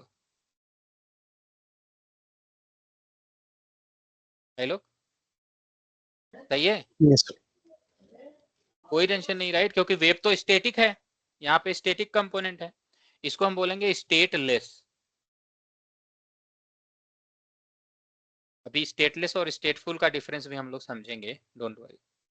इसको बोलेंगे स्टेटलेस, तो ऐसे में ये स्टेटलेस है, इसमें स्टेट तो है ही नहीं, कोई चेंज तो होता नहीं, इसमें डेटा स्टोर नहीं होता, स्टेट से लेस है। तो ऐसे में लोड बैलेंसर यहाँ पे हम वर्टिकल स्केलिंग बहुत आराम से कर सकते हैं, ठीक। लेकिन ये तब पॉसिबल हो पाया जब हमने मोनोलिथ आर्किटेक्चर से डीकपल कर दिया कंपोनेंट्स को, जो मोनोलिथ आर्किटेक्चर में एक ही सिस्टम में थे उनको। तो इस डीकपलिंग के बाद ये जो स्ट्रक्चर अभी बन रहा है, इसको बोलते हैं माइक्रो सर्विस, बिकॉज सब कंपोनेंट अलग अलग चल रहे हैं, हर एक कंपोनेंट को अलग अलग स्केल किया जा सकता है, जितने लोड की जरूरत है उसमें हर एक कंपोनेंट को अलग अलग स्केल कर दो, राइट। तो स्लाइड पे वापस अगर चलूं तो यही है कि आपका माइक्रो सर्विस का यूआई का कंपोनेंट आपने अलग रखा, माइक्रो सर्विस का कंपोनेंट राइट अलग रखा, एक उसमें माइक्रो सर्विस फर्दर, इसमें माइक्रो सर्विस अलग, राइट। तो माइक्रो सर्विस आर्किटेक्चर में आपके अलग अलग माइक्रो सर्विसेज ढेर सारे हो सकते हैं। बहुत सिंपल सा एक एग्जांपल आपको बताऊं तो, मान लो एक ई कॉमर्स वेबसाइट, इसको और डिटेल में समझते हैं। ई कॉमर्स वेबसाइट जो होती है उसमें बहुत सारे कंपोनेंट होते हैं, ई कॉमर्स वेबसाइट में बहुत सारे कंपोनेंट होते हैं, जैसे shop, checkout, shopping cart, checkout, billing, right, recommendations जो आते हैं ना, रिकमेंडेशंस वो, राइट, सर्च, पेमेंट गेटवे, और प्रोडक्ट कैटलॉग, और बहुत सारी चीजें।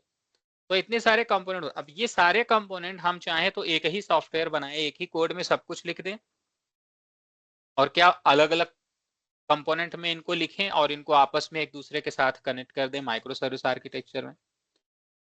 तो ऐसे में एक बड़ा फायदा आपको मैं बता रहा हूं, बहुत बड़ा फायदा ये, कल को अगर आपको सिर्फ एक फीचर, वेबसाइट पूरी चलती रहेगी, अगर देखो सब एक ही में है और आप किसी एक पे मेंटेनेंस करना है आपको, तो आपको पूरा सर्वर डाउन करना पड़ेगा, सारी सर्विसेज अनअवेलेबल हो जाएंगी। लेकिन अगर आपको किसी एक पार्ट पे मेंटेनेंस परफॉर्म करना है तो सिर्फ वही फीचर काम नहीं करेगा, बाकी सारा फीचर काम करेगा। बहुत सिंपल सा एग्जांपल दूंगा, जैसे ये बहुत मतलब प्रैक्टिकल लाइव एग्जांपल भी है जो मैंने भी खुद देखा है, कि वोडाफोन की वेबसाइट, उसमें जहाँ पे आप सेल फोन खरीदते हैं, तो उस सेल फोन खरीदने की वेबसाइट है, मतलब ई कॉमर्स वेबसाइट है, तो वहां पे एक कंपोनेंट अगर काम नहीं कर रहा है फॉर सम रीजन, तो ज्यादा से ज्यादा आप सब कुछ कर पाओगे, वेबसाइट एक्सेस होगी सब कुछ, जब आप बिलिंग चेकआउट करने जा रहे हो तो आपका बिलिंग पेमेंट गेटवे नहीं आ रहा है, सब कुछ कर रहे हो, पेमेंट गेटवे नहीं आ रहा है, आपने ऐड करके भी शॉपिंग कार्ट में चीजें रख ली हैं, आपके लॉगिन में नहीं आ रहा है, यानी एक कंपोनेंट गड़बड़ है केवल, बाकी कंपोनेंट सही है। तो इस प्रोसेस को जहाँ पे एक कंपोनेंट है सिर्फ और उसके ऊपर आप फीचर इनेबलिंग एनहेंसमेंट कर सकते हैं, राइट। तो इस तरह के स्ट्रक्चर को बोलेंगे माइक्रो सर्विस, जहाँ पे अलग अलग component even for a website, given website उसके पार्ट्स अलग अलग रन करें। बहुत बेनिफिशियल होता है ये। एक तो स्केलिंग बहुत ज़्यादा पॉसिबल है, दूसरा इसमें प्लांट मेंटेनेंस बहुत अच्छे से आप हैंडल कर सकते हैं, right. Impact is less and up time is higher, higher up time. आपके जो SLOs हैं, SLAs हैं, वो आप अच्छे से इसमें मेंटेन कर सकते हैं, ठीक है। तो ये आई होप सबको स्ट्रक्चर समझ में आ गया होगा that what is monolithic and what is micro service architecture. अब हम लोग नेक्स्ट जो डिस्कस करेंगे वो करेंगे what is waterfall and what is agile. ये हम लोग कल डिस्कस करेंगे। Requirement design, implementation, testing, maintenance, ये सारी चीजें, और एजाइल में चीजें कैसे काम करें। हमारा सेशन लगभग 2 घंटे का ही होगा, क्योंकि इसके इमीडिएटली बाद एक और सेशन चलना होता है, तो थोड़ा ब्रेक तो चाहिए। तो आज के लिए इतना ही है। आई होप सेशन ठीक चल रहा होगा, आप लोगों के फीडबैक्स अच्छे होंगे, तो हम लोग कंटिन्यू करेंगे कल। Any questions now, anything? तो जो One SDLC का question. ट्रैक आपने बताया, sorry. Yeah, no problem. You can go ahead and then I will go. Sure. Ashish आप बोलिए। या सो आपने जो बताया ट्रैक ऑफ SDLC, उसमें पूरा एंटायरली या फिर वाटरफॉल और एजाइल के बारे में अपन डेप्थ में जाएंगे कैसा? नहीं, हम लोग एक्चुअली डिफरेंस समझना जरूरी है, बाकी डेवऑप्स प्रोसेस एजाइल पे ही है, तो हम एजाइल पे ही जाएंगे। ठीक। Kuldeep? Thank you. Yeah, thank you. My question is, Microsoft का फाउंडेशन जो है आपका A104900, अगर उसका सर्टिफिकेशन नहीं किया है तो can we directly go for this AZ400? Course आप कर सकते हो, कोर्स करने में चैलेंज कोर्स नहीं, कर सकते हैं, but I am talking but about certification. हाँ, सर्टिफिकेशन में 400 में जाने के लिए आपको 104 होना जरूरी है, नॉट 900। 900 मैंडेटरी नहीं है, that's totally optional. 104 only, so you appear for 104 and then you can plan for 400 as your DevOps. Directly कोई पॉसिबिलिटी नहीं है? नहीं, डायरेक्ट नहीं होता, वो इट्स अ लर्निंग पाथ ना, लर्निंग पाथ। तो हाँ, दैट्स आई सा इन फर्स्ट स्लाइड। ओके। अगर सर वो जो सर्टिफिकेशन अगर एक्सपायर कर गया, तो मैंने दिया तो एक्सपायर कर गया, उसके बाद क्या हम रिन्यू कर लीजिए, go for an appear for again. 2 साल का सर्टिफिकेशन का नॉर्मली एज्योर के जितने भी सर्टिफिकेशन होते हैं उनके 2 साल का डेट होता है। 2 साल के पहले आप वापस 2 साल जब कंप्लीट होने वाला होता है तो आपको मेलर आने शुरू हो जाते हैं, तो आप आई थिंक मिनिमल चार्जेस होते हैं या शायद फ्री है, तो आप जाके फिर से अपीयर हो जाओ और देन लीव इट। सो 104 में भी 2 ईयर से आई थिंक एवरी ईयर करना पड़ता है, I think so 1 year 2 year. तो उसमें सर जब आपने बताया था कि आर्किटेक्ट लेवल पे, एक्सपर्ट लेवल पे जब अज्यूर का करेंगे अपन, 305 है ना आई गेस सर अभी वो 3 और 4 का 305 है ना? अच्छा, वो स्लाइड में शायद वो 3 और 4 था क्या? पुरानी स्लाइड होगी वो, पुरानी मतलब होगी, वो ओके। स्लाइड नहीं, एक्चुअली इमेज जो है ना वो काफी पुरानी अच्छा, है, काफी टाइम। तो अपने को 305 करना पड़ेगा लेटेस्ट वाला, राइट? नहीं और दैट आर्किटेक्चर की जरूरत नहीं है इसमें भाई, डेवऑप्स के लिए जरूरत नहीं है। 104 जरूरत है। हाँ, 104 केवल होना है, मतलब एसोसिएट लेवल देखो, कई सारे फाउंडेशनल लेवल सारे में होता है, अजूर, GCP, AWS सब पहले होता है फाउंडेशनल लेवल।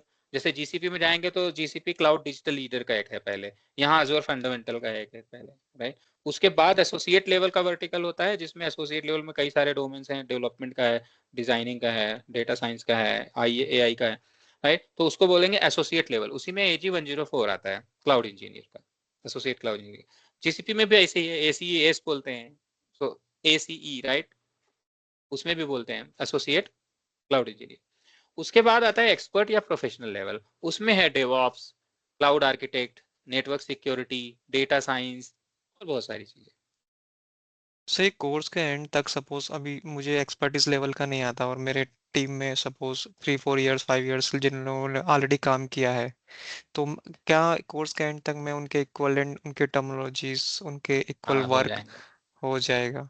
और इसीलिए तो 400 हम पढ़ रहे निकालने, हैं। हाँ, और 400 निकालने का फिर कैसा रहेगा, वो भी कॉन्फिडेंट आ जाएगा क्या कि हाँ सर्टिफिकेशन, या वो टफ रहता है ऑब्वियस थोड़ा?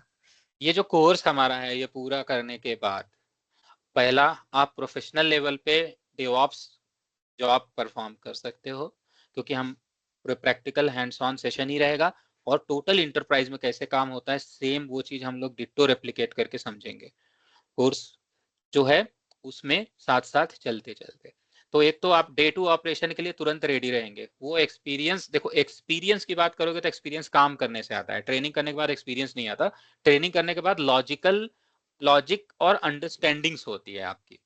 तो आपको अजूर डेवऑप्स की प्रोफेशनल लेवल की अंडरस्टैंडिंग हो जाएगी, सारे लॉजिक्स क्लियर हो जाएंगे, आपको कोई भी सरप्राइजेस नहीं लगेंगे। आप जाओगे काम करने भी तो आपको डे टू में कोई सरप्राइजेस नहीं मिलेंगे। You will be ready to work and after the entire course is completed you will be ready to appear for your exam also। आराम से एग्जाम क्रैक कर लोगे आप। Okay great sir. ठीक है, यही इस कोर्स का ओवरऑल रैशनल है। Okay, any other question anyone? कुछ भी और अगर आपको पूछना है तो कोर्स से रिलेटेड या जो आज हमने पढ़ाया उससे रिलेटेड एनीथिंग।